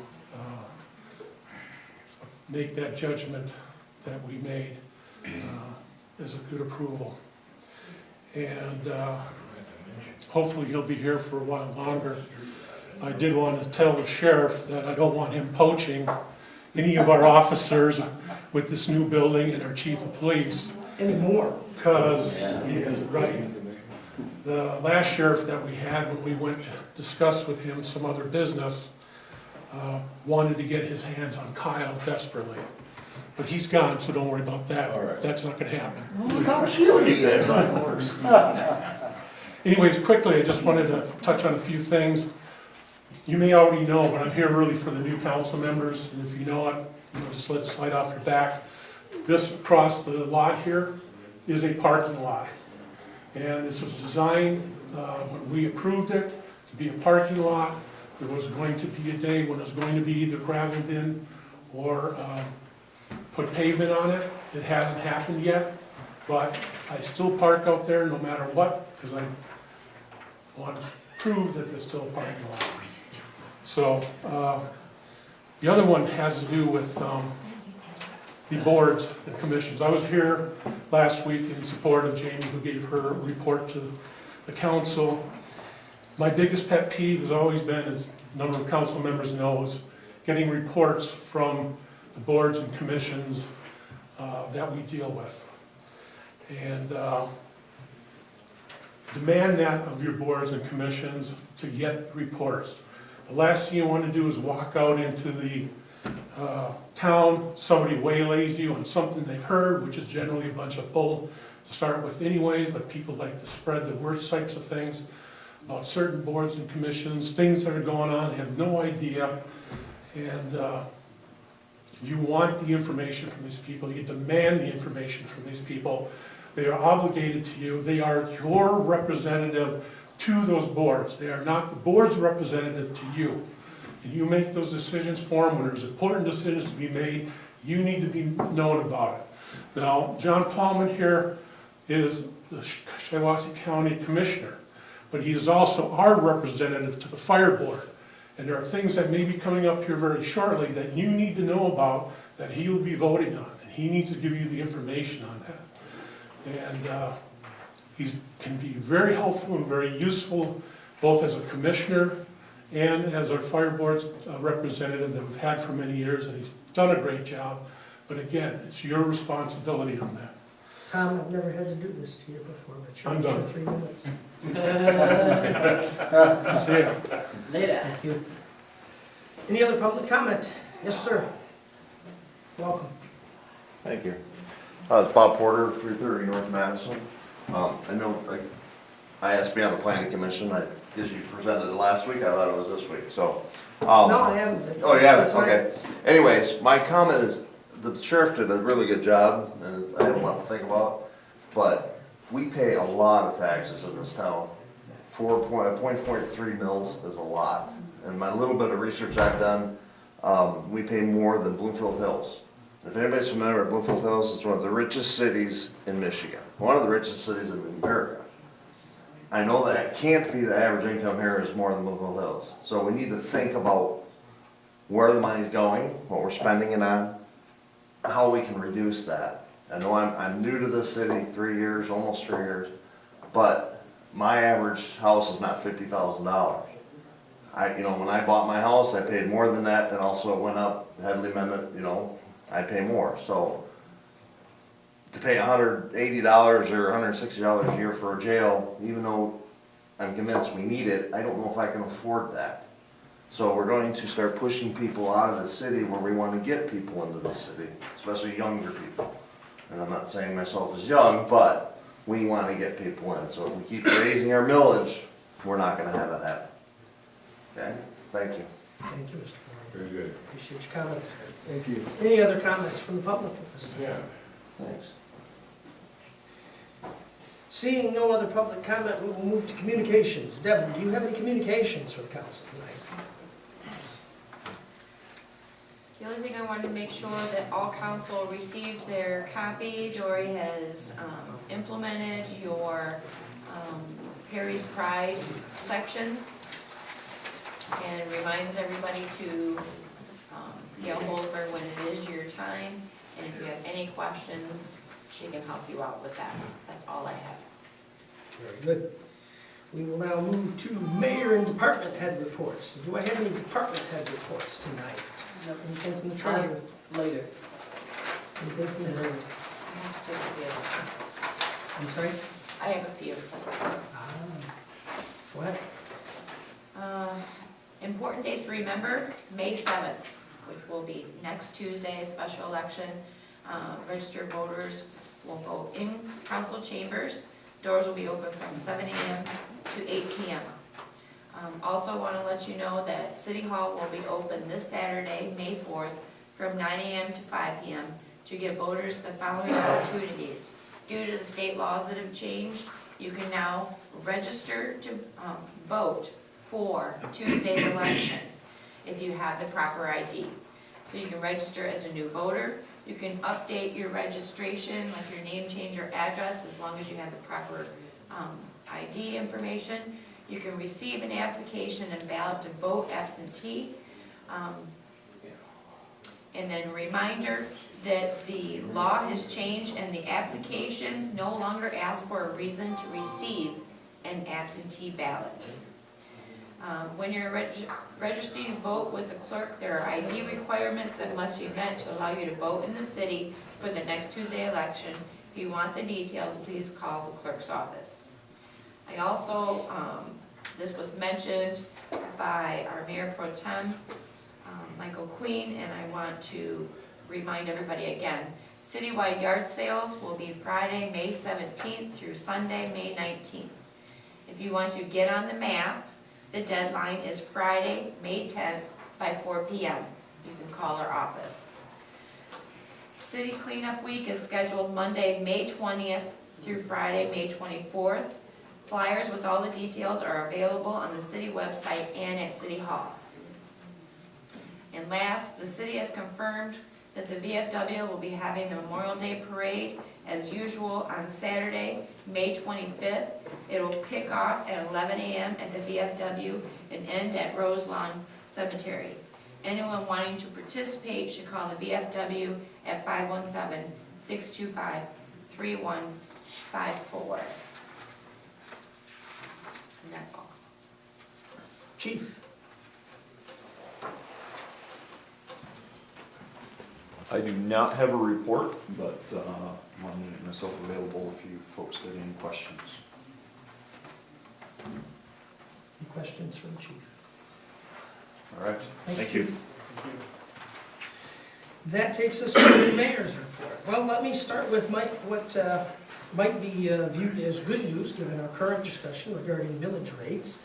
As we're working on the city budget, I want to advise council that the city's proposed millage rate for the coming 2019-2020 fiscal year will be 13.3874 mils, which is rolled back from the current year's 13.5762 mils. Council and I will need to discuss the scheduling of special meetings related to that budget process. I'll bring that up as we get to the end of the meeting. Maybe we can stay at the end and have a quick conversation regarding availability. I know we talked about it at our April 30th special meeting, but I want to advise you at the end a little bit about what we found regarding the deadlines. Let's see. I want to remind council that there is a moratorium in place on the enforcement of your A-frame sign ordinance. It's been in place since last fall, and I would urge council to take this up and make some decisions regarding the A-frame sign. For right now, I am barred from doing any enforcement regarding that ordinance. I just want to bring it up to your attention. Council has received a copy of a letter transmitted by the city attorney at my request regarding concrete crushing. A mining permit has been taken out. No authorization has been given for concrete crushing to occur here within the city of Perry. If that starts to happen, the city will take swift action in the circuit court to bring it to an end. I'm hearing this rumor going around all over the place that that's what's happening. It's not happening. This is a mining permit related to Perry Lakes, related to digging out the lakes of a future phase of that development. And those parties that are involved in this construction project have been advised by the city attorney that they are not authorized to crush concrete out there. If anybody finds out anything, let us know here at City Hall. We're going to have our eyes on this. Not going to happen. It's not authorized. Finally, I promised an update regarding Washington Street. We've heard this request in the middle of the winter. Certainly things have dried up some now, and we've done a little research. The residents on Washington Street who would like to get that street paved can be provided with a process to petition for an assessment and paving of that road. And our staff at City Hall would be happy to help you initiate that process, or any of your neighbors if you wanted to. There's a whole bit of a process through there, but if you guys want to go through with it, and you're all in agreement, that's the route to get that road paved. And we'd be happy to give you all the information you need as you work your way through that. Thank you. Thank you. No, thank you. That concludes my report, unless council has some questions for me. Hearing no questions, then we will close the mayor and department head reports. I will announce to City Council that I have had word from CESA that the ambulance assessment will remain at $45. We'll move to committee reports. Do council members have any committee reports for us tonight? No committee reports, very good. Then we will move on to presentation and approval of the bills. Council has had the opportunity to review the bills. We seek your permission to pay them. Oh, I should also notify council that since this is our first regular meeting in over a month, I have authorized, as we have gone through, the payment of bills by their duty. By that I mean the routine bills of the city that we have every single day. Just letting you guys know that happened, so the lights aren't out here. You ready? Yes, sir. Put it in play. I move that we approve the bills as presented and that payment be authorized. Second. Moved by Wood, seconded by Powell, that we approve the bills as presented and that payment be authorized. Is there any discussion on the bills? Hearing none. All those in favor, please say aye. Aye. Everybody's really quiet today. I've heard two. Aye. All opposed, say no. Motion carries. All the silent aye. Yeah, I know. I'm not talkative though. So that'll move us down to old business. The first item of old business is mayor's reports, or I'm sorry, mayor's appointments. And boy, oh boy, have I got lots of those. In fact, I'm about to fill all of the seats that have been vacant in a variety of committees within the city. This may be an opportunity for our student mayor to run a couple motions. So let me do the first one. After that, I'll introduce each one. You let me know if you're comfortable to run the motion. Just kind of follow what I say. You don't have to say the exact words I say. All right. If you get the kind of idea. And if you have questions, let the clerk write them. Go. All right. So, first, I would like to appoint Mr. Bob Porter of 330 North Madison Street to the Planning Commission for a term to expire in January of 2020.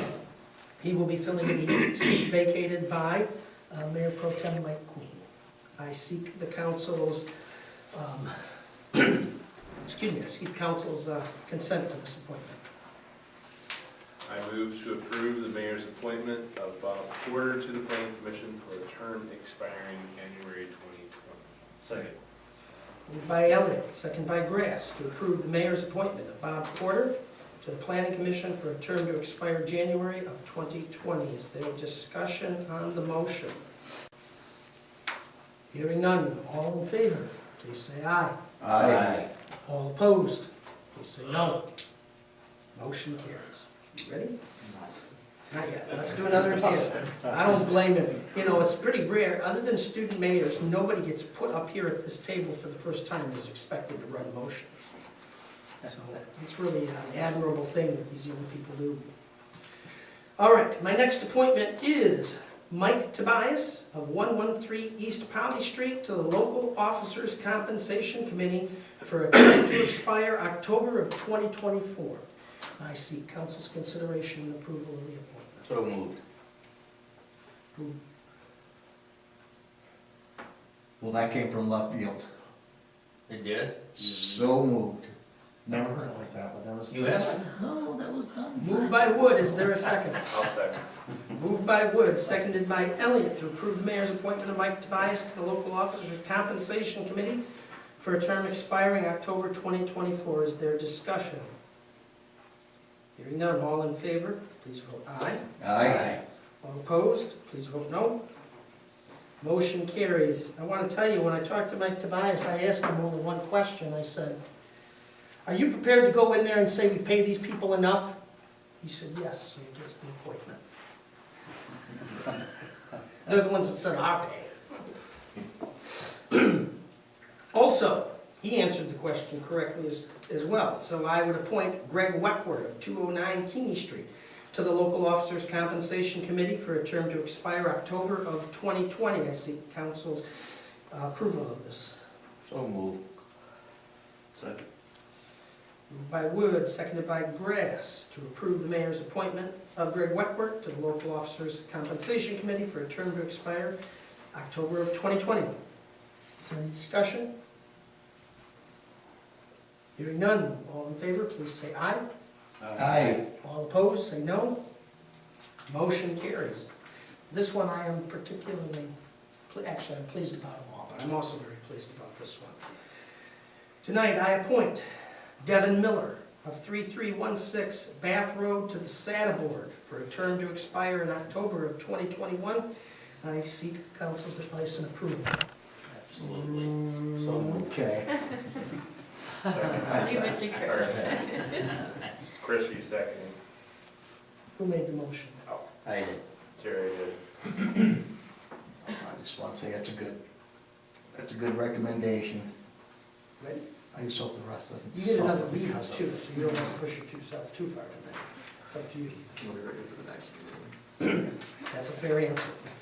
Moved by Wood, seconded by Powell to approve the mayor's appointment of Devin Miller to the SADA Board for a term to expire in October of 2021. All those in favor? Aye. Say aye.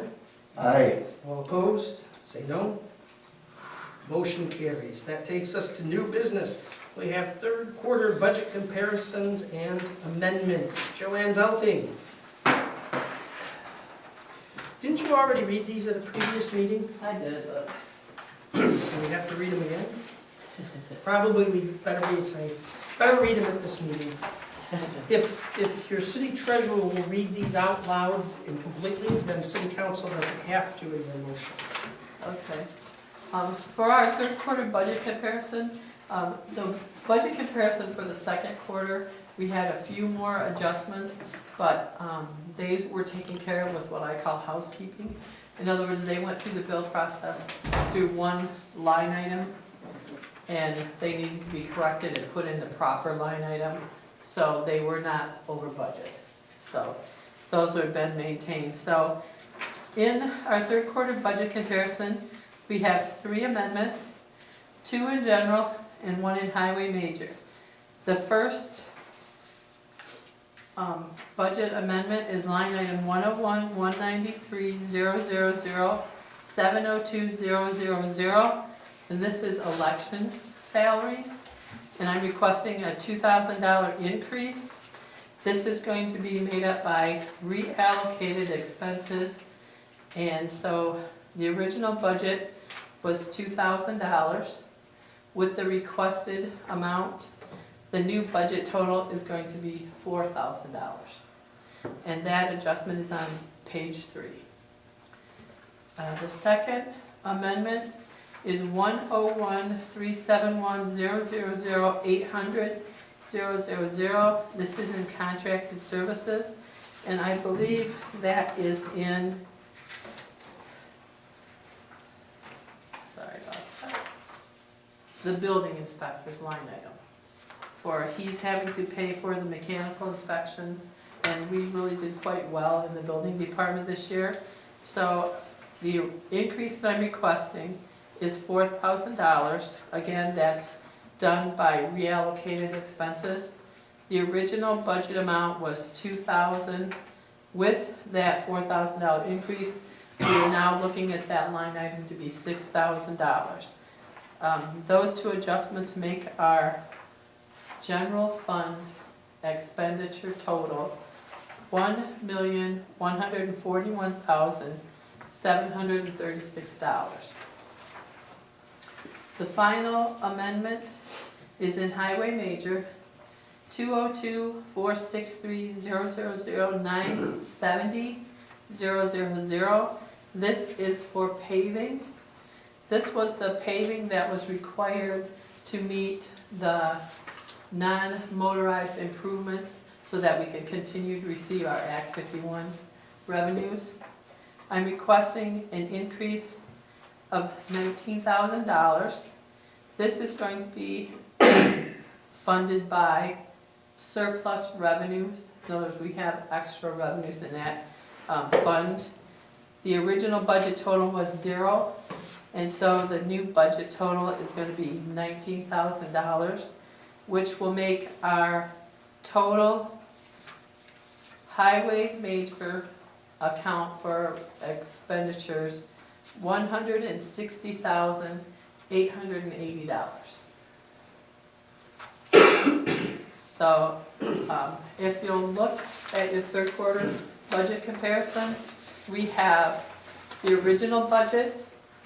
The second column is the activity through March, and the third column is the percentages. So you can see where we're at. We should be around 75%. And in the revenue department, a lot of these, like the taxes and the state shared revenues, we will have already received the bulk of that money. So that's why it's at 94% and 103%. But if you look at the expenditures on the following pages, they're anywhere from 66% to 84%. So we're right in the ballpark. Questions for our treasurer? I'll open the floor up for motions. You said if you read it, you wouldn't have to do it. You still have to make a motion. To approve my Do you have your language right there? You don't have to read the budget amendment parts, but you'll have the suggested motion. I move that we approve the third quarter budget comparison as presented by the treasurer. Second. Moved by Elliott, seconded by Grass, that we approve the third quarter budget comparison as presented by the treasurer. Is there any questions or discussion? Hearing none. All in favor, please vote aye.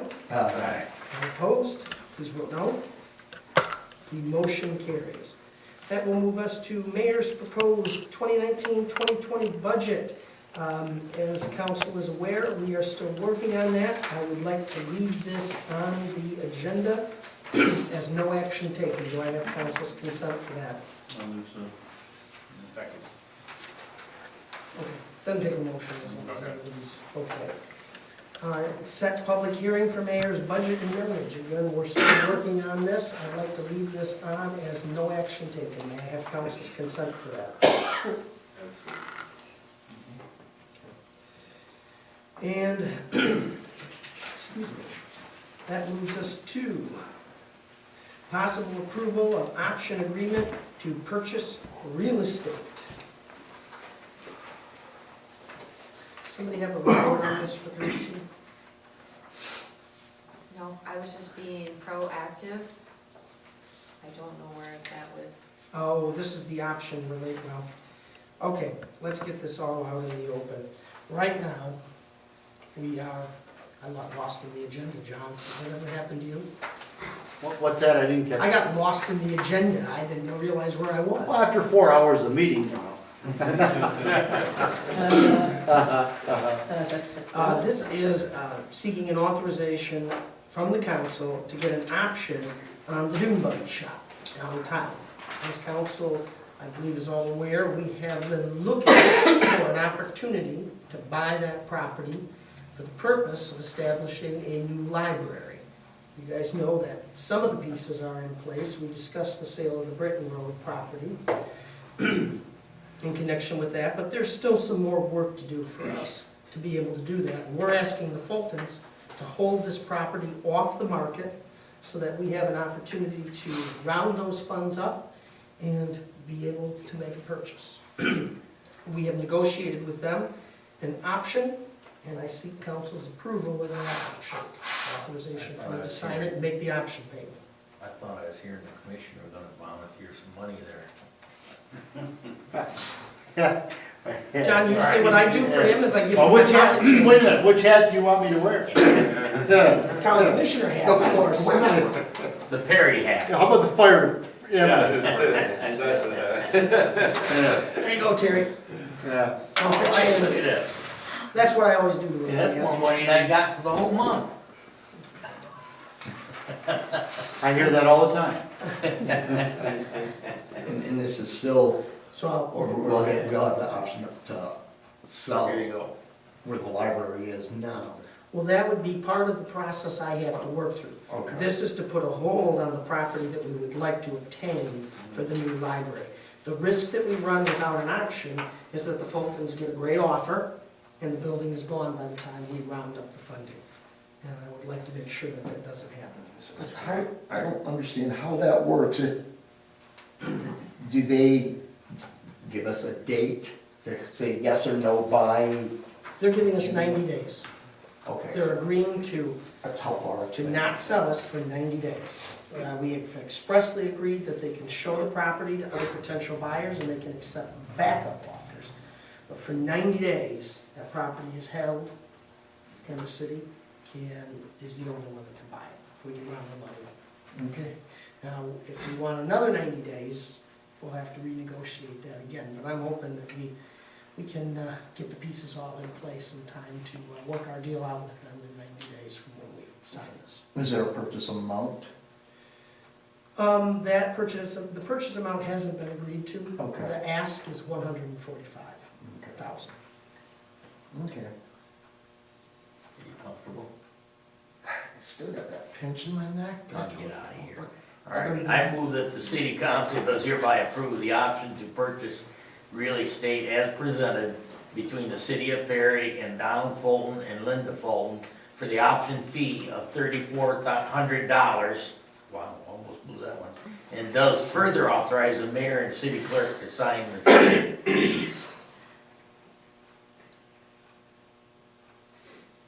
Second. Moved by Wood, seconded by Powell. City Council approve the option to purchase the real estate from the Fultons. Can I ask a quick question? Of course you can. I was just gonna ask if there was discussion. Oh, sorry. Jumped the gun there. No, The, you're okay. the 3,400 is what we're paying is basically to give us the option of 90 days. Yes. If we don't do it in 90 days, they keep that. That's correct. If we do, they add that to That'd the be cost cool. of what it would, Yes. out of our payment, okay. Thank you. Is there a realtor that's handling it? Is it the They city have a attorney? realtor, the city attorney is handling our side of it. Okay. I didn't find the need to bring the city's realtor in on this side of the issue. Though she did a good job for us on Brittany. Yes. Further discussion? I have a question. Has the building inspector been in there and looked at that building to make Not sure at this that we're time. not getting? We'll do that after the option. Make sure that we're not getting any big headaches that we don't know about. We're definitely gonna look at that. Is there further discussion? Is there anything that, if we find anything major like that, that we can back out of the 90 days? Well, we get out of it by not buying the property. But will they keep our $3,400? They do, yes. They're keeping it off the market, and That's kind this has of, gone through a process where we figured out tax and utility costs, and a variety of costs that they're paying to keep it there for us. They won't keep For it 90 off the days. market without. yes, understood, This makes them whole for the period that they're choosing not to sell it for us. fair enough.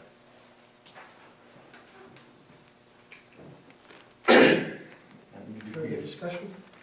It'll be a great move to the library for everybody in Perry. Any other discussion?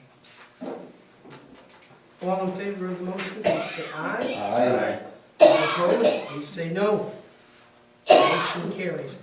That takes us to our final item of old business, which is the possible adoption of amended zoning ordinance number 344 regarding definitions of adult businesses. Council did first reading at our last meeting regarding this. And so I'm going to open the floor up for discussion. Is there any discussion on this matter?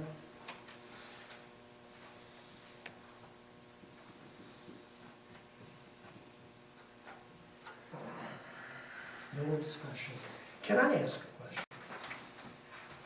We'll give our absolute best. I'm going to ask you the question. Okay. I'd like to get your advice on this, Chris. I did watch the video of the last meeting, and I noticed that you had voted no on the first reading. Yes. And it seemed to me that maybe the best next step would be to get your advice. Clearly, you're not thinking about this the same way we are in regarding setting up this definition, but I haven't had an opportunity to hear from you on what kind of a course you think would be appropriate for us to take, and I'd like to get your advice before we go rushing ahead. on Well, ordinance. okay, I'd like to give it to you. I believe that the city of Perry, that the council here is scared of a shadow that might pop up in back of them with a silhouette of a marijuana leaf. That's all I'm saying. We have adult entertainment stores. We don't have, the Glitzy Ritz gas station down here is not considered an adult gas station. They sell liquor, they sell beer, that you have to be a certain age. Again, we voted yes to legalize it, but going through, in my opinion, going through every possible step to say, no, we don't want it here, we don't want it here.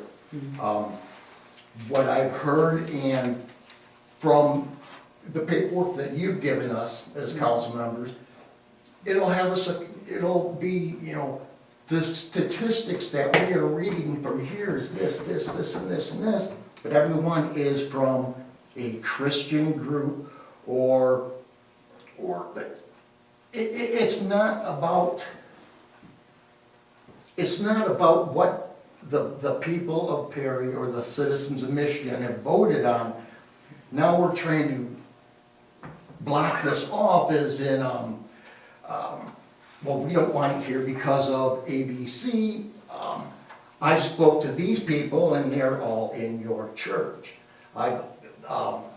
We got Craig and we got Adam, who are the new members of city council that are both ministers. And in my opinion, I just think that we're looking at this as, it's bad because it's been illegal for so long. And it's immoral. I always raise that if you're doing something illegal, that's immoral. But if you're not breaking the law, it's not immoral. And so, and that's just my opinion, you know, I just think that there's no reason to even try to have the definition of an adult business. It's irrelevant as far as this is concerned. Okay. Can I I answer think that's that? You, I would like to address it a little bit. On that open meeting we had, were you there? I haven't missed one. Actually, When we Chris were on the might have third had floor. perfect attendance for quite a while now. Okay, all right. If you watch what it did, overwhelmingly it was voted in the city of Perry, okay? Yep. To make it legal. In that open forum, to try and find out what the people wanted, it was 2-1 not to have a facility selling it here. That's what brought this on, okay? All right, yeah, sure. I mean, what? But 2-1, yeah, so. It's the bedroom community coming out in Perry again, okay? They wanna have that marijuana here, but they don't wanna have it sold here. I mean, that's the drift I'm getting off it, because at that meeting, and I kept track of them, how many were for and how many wasn't. And it overwhelmingly was, I think statistics 500 and some voted for it to come in here. And overwhelmingly, they voted it in the city to make it legal. It was 2-1 to not have a facility selling it here. That wasn't the vote of the state of Michigan, though. That was That was the people we represent. That was the people we represent. That was what? How many were here? 50? 50, 60, 70 people? I mean, and we can't control how many people come in to vote. But I was under the understanding this is going to be something that we're going to discuss today, tomorrow, and the next day.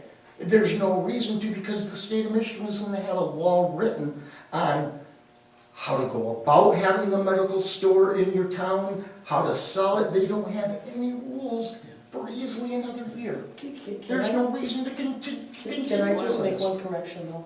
You sure can, James. Because I've noticed this, and it's not just you, it's been going on all through this discussion. We're not talking about medical marijuana. No, I'm sorry, and We're I'm not not saying. talking about dispensaries. I don't have to Okay. sell. But I understood, correct. and everybody. What is your word gonna be used for a store that wants to sell it commercially? Well, as it happened, I was just out in Las Vegas in the last couple of weeks. I found out there stores that specialize in it, that you can get a taxi to. Taxi says it's for that store, and they'll take you there. They were lined up out the door, waiting to get into that store. to buy all kinds of marijuana-related products. I also found it in pharmacies and also in gas stations and stuff like that.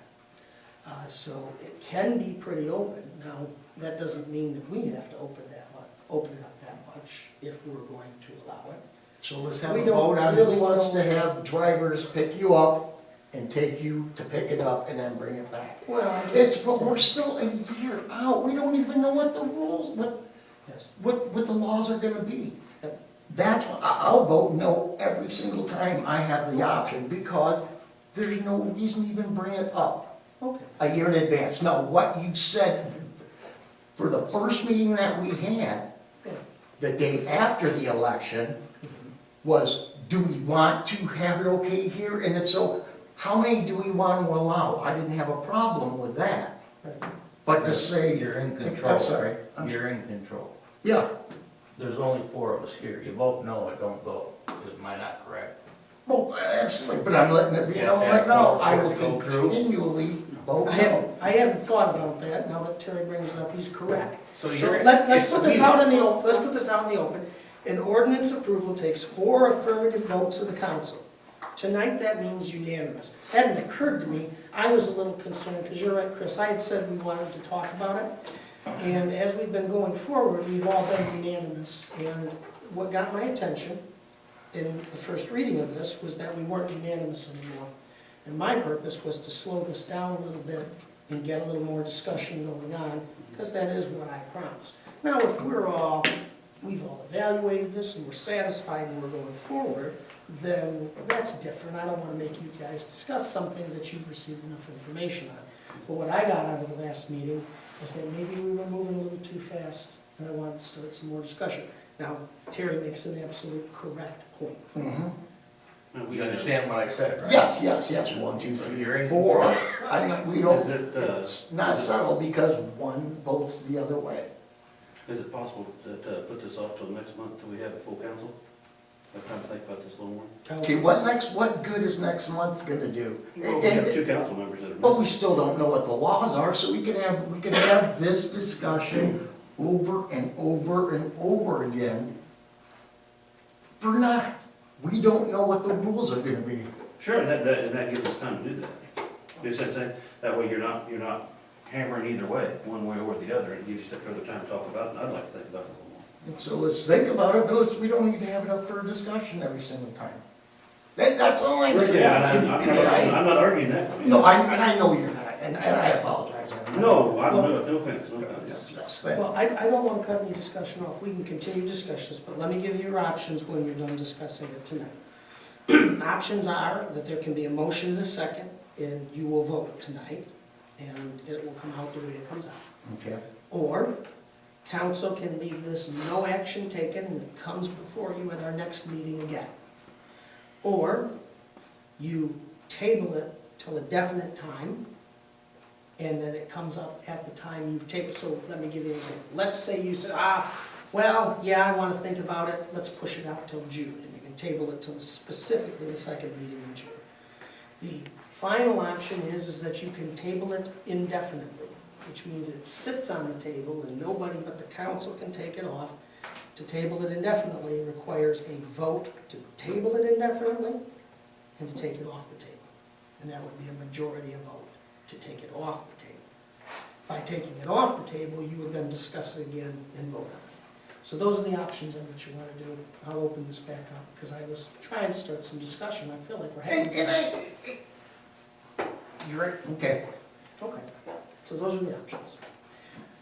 Is there further discussion? I think the only reason that Terry knew that is because of what happened with the ORV ordinance. What would council like to do? I leave it up to Chris. It's kind of a warm issue. I don't want it on me, I just don't want it to be. Well, what do you want? I'd like to table this, and only the council can bring it open Indefinitely. indefinitely. So, okay, we have a motion to table approval, let me get this right, approval, or no, motion to table possible adoption of amended ordinance number 344 regarding definitions of adult businesses indefinitely. Is there a second to the motion?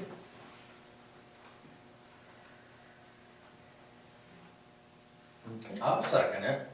Okay. Motion by Powell, second by Wood, to table indefinitely the possible adoption of amended ordinance number 344 regarding definition of adult businesses. I'll call the vote. All in favor, please say aye. Aye. All opposed, please say no.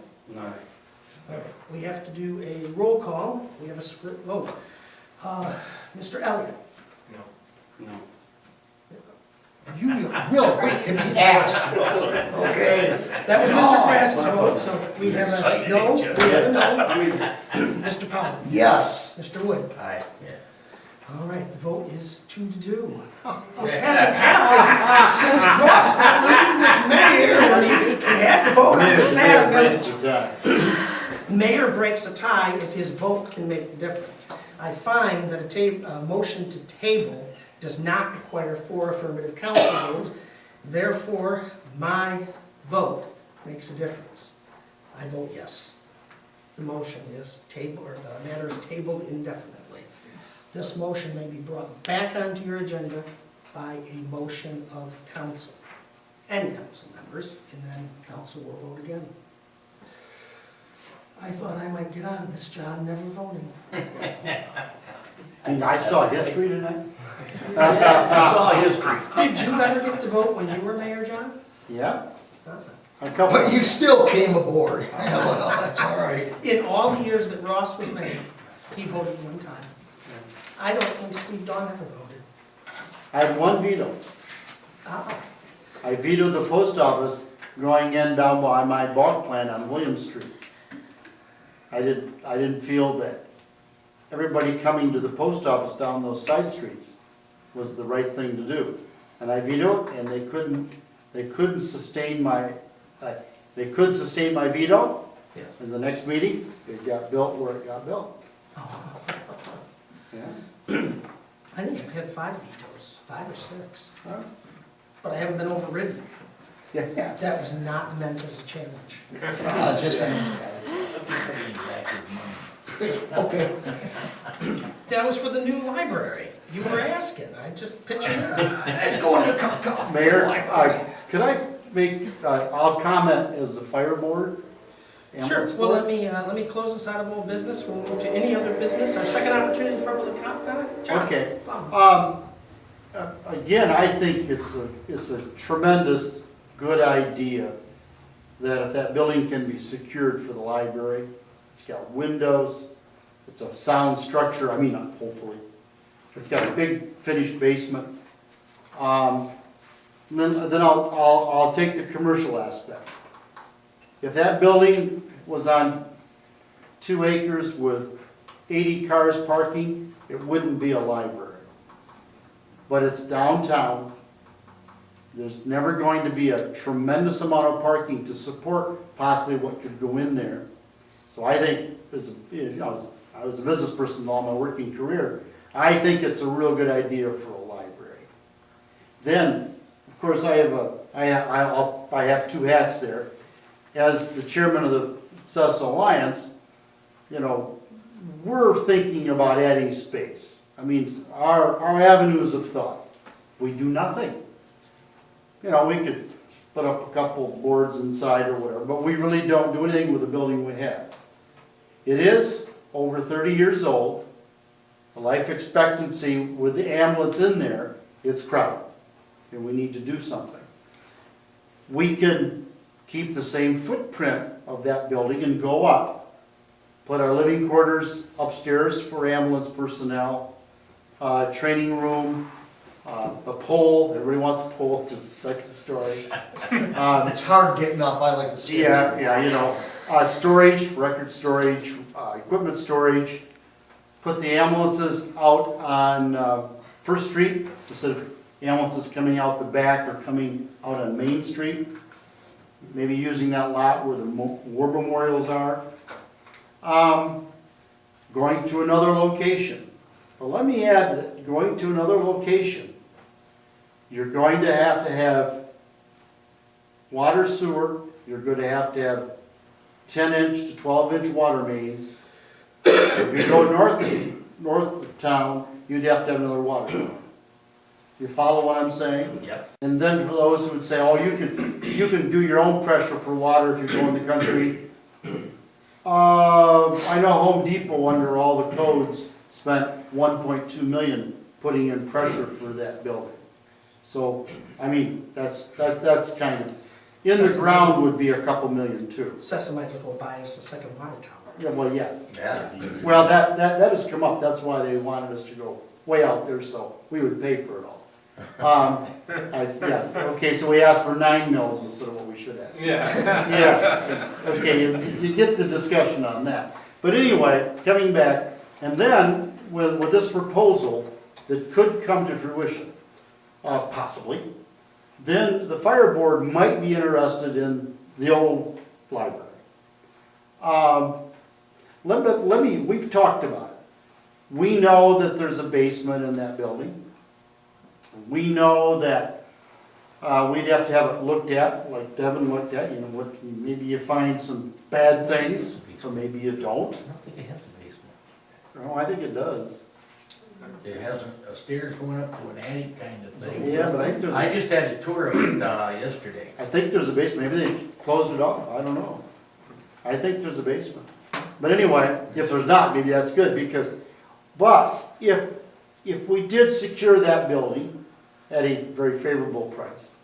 For us, yes. Yeah, price. Well, the goal is the new library, if Yeah. you need that, what more do we need? Yeah. Because the money can go nowhere but to a new library. Yeah. That's right. Yeah. So anyway, we would look at that lot without the old library as a buffer zone, probably using half of that lot, and then having a green area between that and the telephone company. Now, there's something else going on, but I cannot comment, to the north of the library. So, there could be some real changes on Main Street. And this is what our building committee is working on. Our building committee is made up of Tom Wilson, myself, of course Guy Hubbard, our chief, Lori Godfrey, and Mark Frazier, Township, and Pat Zamora, she's a resident in Perry Township. And of course, our other members can come in, but they really just wanted a working committee to work through everything. And we've had several builders in. We're having, actually, Sean Sepka is coming next Thursday, a week from today. And he's going to have us some itemized ideas about cost of new construction. One of our options is tearing down the building and rebuilding. But we don't think we have to do that, but that is an option. He'll discuss about raising the roof, putting a second story, what it would cost, new cost construction, so on and so forth, remodeling, and all those kind of things. Keep in mind, I've had a lot of people say to me, well, just put up a pole barn. Doesn't work. Anybody have, those trucks weigh so much that your ground has to be correct. There's about 14 inches of concrete reinforced in the floor. You have to have drains. You have to have foot mains coming in so you can load your truck with water during the winter time. The city certainly doesn't want us using their hydrants in the dead of winter, let me tell you. That could be a real problem. So on and so forth. All the electricity is there. You know, the phases. I mean, 3-phase today or 4-phase, whatever it is, that's just $45,000 to start. You know, so there's a lot of things that have to go in, and the vibration. When you start those trucks and let them run, 3 and 4 of them, it's something. You can feel that building shake. So there's a lot of things that were thought in '85 that hold true today. The one thing that's not true today, you don't need a hose tower. I said, make it a clock tower, and everybody laughed at me, you know. But hoses aren't cotton anymore, they're a different type of plastic. But anyway, but those are the many things that we've been discussing. And of course, if this comes to fruition, the city and the Fultons, and I believe the Fultons, I know them very well, I think that they would be very, very happy that this took place. Yes. And of course, if we could get together, it would really enhance it. One of the main things that we have to keep in downtown Perry, now that we're gonna lose the bank, activity. And there's a lot of activity in that fire and ambulance barn.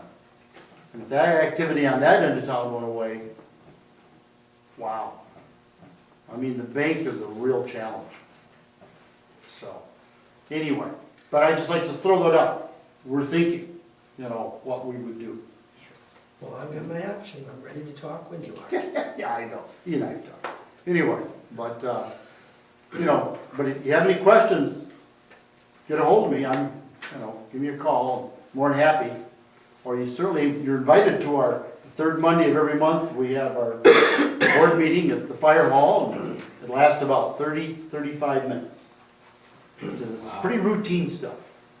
Yeah, but everybody's welcome. Maybe we should have the sheriff come make a presentation. Thank you, John. Yeah, you're welcome. Any comments from the public? Okay, so let's talk about the budget meeting schedule. Did they get a copy of the letter from the city attorney regarding the June 1st or May 31st budget deadline? No. Okay, so we sought the advice of the city attorney, I'm gonna summarize the advice, and I don't mean anything by this, I'm just gonna try to take it brief. He points out that the charter says that we're supposed to have a budget by May 31st. And that's what complies with state law. He says that the risk for us is that we could, if we don't have a proper budget in place, lose the ability to spend money. And he wanted to check into whether or not there would be any reports, negative reports, that would go to the state through our audit process. So rather than assign that to the city attorney, I thought I'd just call our auditor and talk to him, and so I did. His answer to me was, well, if you hadn't told me, I wouldn't have even noticed that. He says, no, provided that you don't get into the new fiscal year beginning on July 1 and start spending money without a budget in place, there's not a problem. There's nothing to report. So we've got to. We have a budget through the end of June. So I can find no fatal consequence should it take us, due to the scheduling, out into that first week of June to get it done.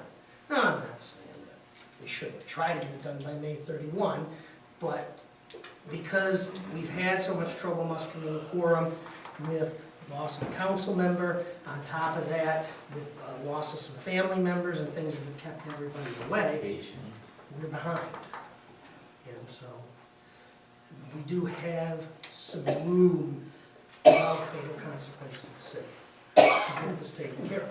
But I do have to advise you that this isn't something that can get very much further than that. We get to July 1, we don't have a budget in place, we got a serious problem. We're gonna have a budget in there. I will note that the county, and I don't know what their deadline is, we need that millage rate in order to put for them for the taxes, the L4029 that has to be submitted to. But I assume you're not trying to push this to June 30th. I'm looking at the first week of June, Yeah. maybe. We have a regular meeting on the 6th and another opportunity for special meetings, should that be useful. But I would envision a worst-case scenario of pushing the public hearing and the approval of the millage and the budget out to June 6th. Now, what about the budget, do we have to have open, We have to have a public hearing. You Public still hearing. have to set the public hearing. Okay, how long does that gotta be then? It has to be 6 days prior to the meeting. Okay, then we just wanna work on it the first few days of June. So I assume you would be setting it at your next regular meeting, which would be the second meeting in May. Is that what you're assuming, Mayor? Yes, I would look to be setting the public hearing at the June 16th meeting, May? May 16th meeting, either for the week of the 20th through the 24th at a special meeting, or out to the June 6th meeting. And I think as we go through a couple more budget workshops, we'll get a better sense of where When were we looking at having it, the 21st? When we discussed on? we had discussed several options. But I don't know if we, I was gonna I think say the only thing we had 19th, nailed down, 21st. I think the only thing we had nailed down was a possible special meeting on May 9th. But we're changing it Yeah. by setting the public hearing here. So are we still looking at having a special on the 9th also? I think that's what the We mayor's. need to have a budget workshop unless we can agree to a better night. Adam, I know that the 9th wasn't gonna work for you. Yeah, I can't hear that. I mean, it's the same four of you here, so is there a better date? I know we tried to establish a better date before. Do we have to have it completely done by the public hearing? Is that Yes, what I'm assuming from the hearing? yes, the budget has to be presented and available for people to review for those 6 days prior to the public hearing. So before That we need can for have that. availability is what creates the crunch. Yes. So we have to have that done before, or we have to have the budget done before we can do that, and before we can have the actual approval. Before we get to the 6 days before the public hearing.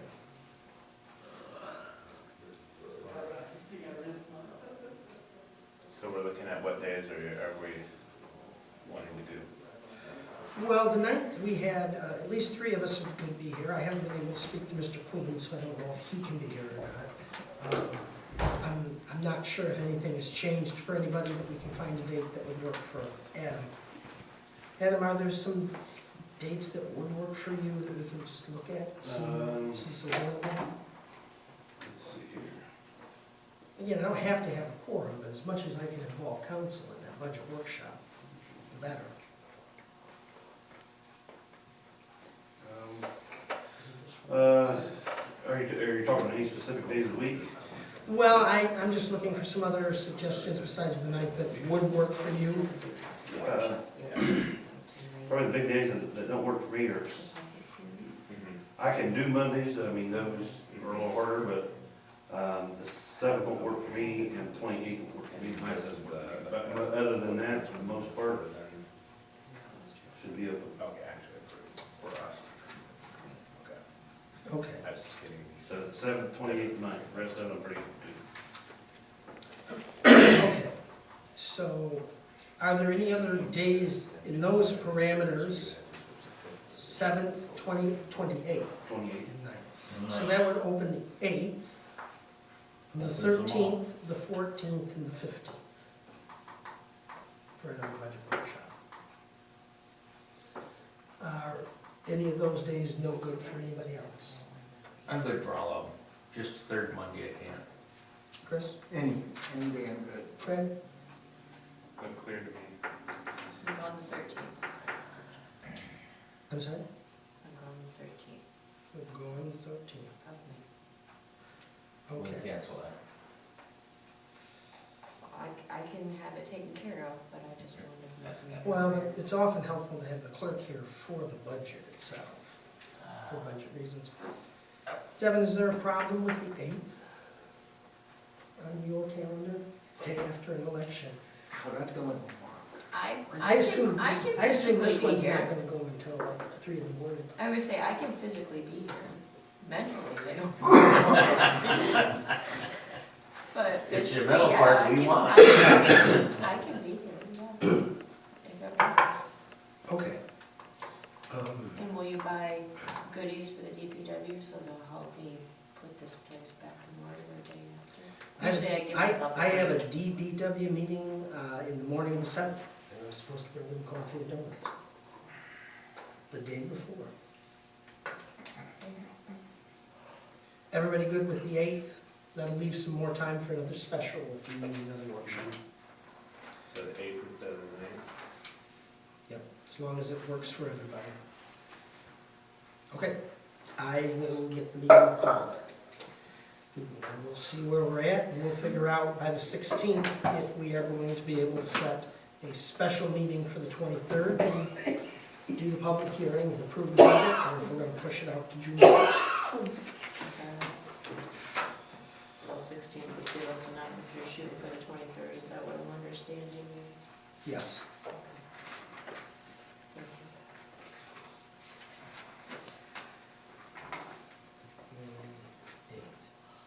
Let's just put that.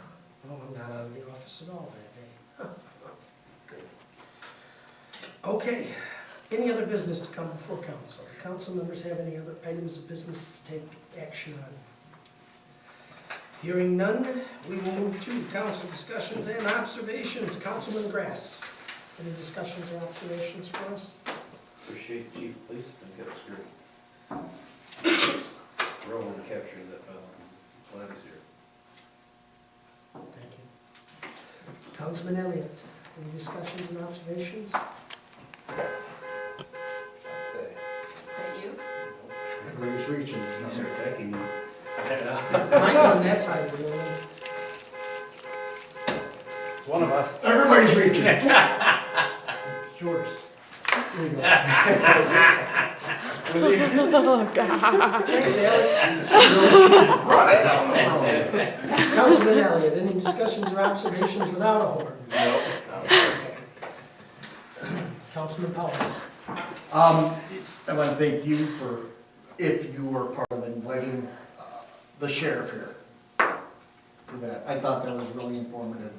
And I knew we needed it, I didn't realize how bad we needed it until I was able to see that.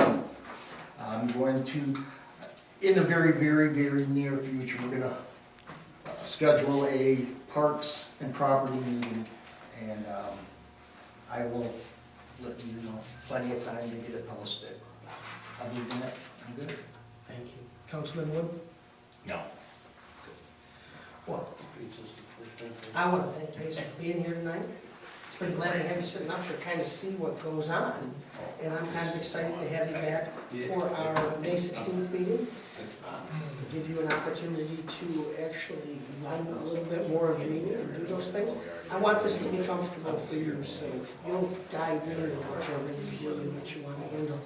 Now, since you are the student mayor for the entire month, should you wish to come and be more bored than you were tonight, maybe one more golf, you are absolutely welcome to be here on May 8th at 7 o'clock for our budget workshop. You get to be part of anything that the mayor does. So I invite you to be here, but it's not required. Take a look at your schedule, and if you decide that you want to come, we don't need advance notice. Just come on in here, there'll be snacks on the table. Just to throw council off, I rearrange all the seating. I usually take Adam's seat over there. I'm gonna be here early next time. I take a seat anyway. And you're absolutely welcome to be part of our budget process. It's something we do every year in May. And, as has been our tradition always, under council discussions and observations, the student mayor gets the last word. I'm thankful for having this opportunity to sit on this council. It's one thing to learn about what goes on in city councils and other government functions, but it's a completely different thing to experience it firsthand and sitting on the council. Thank you so much for being here. And with that, we move to items for next agenda. I have mayor's appointments, mayor's proposed 2019-2020 budget, set public hearing for mayor's budget, and millage rate. Are there any other items for the regular council meeting on May 16th? If anything comes to your attention between now and then, please communicate with the clerk. We'll get all appropriate items of business on the agenda for your May 16th meeting. I'll see all of you on the 8th. And with that, you get to close our meeting. All you do is tap the gavel and say, I adjourn this meeting at, and whatever time it is. I adjourn this meeting at 9:29 p.m.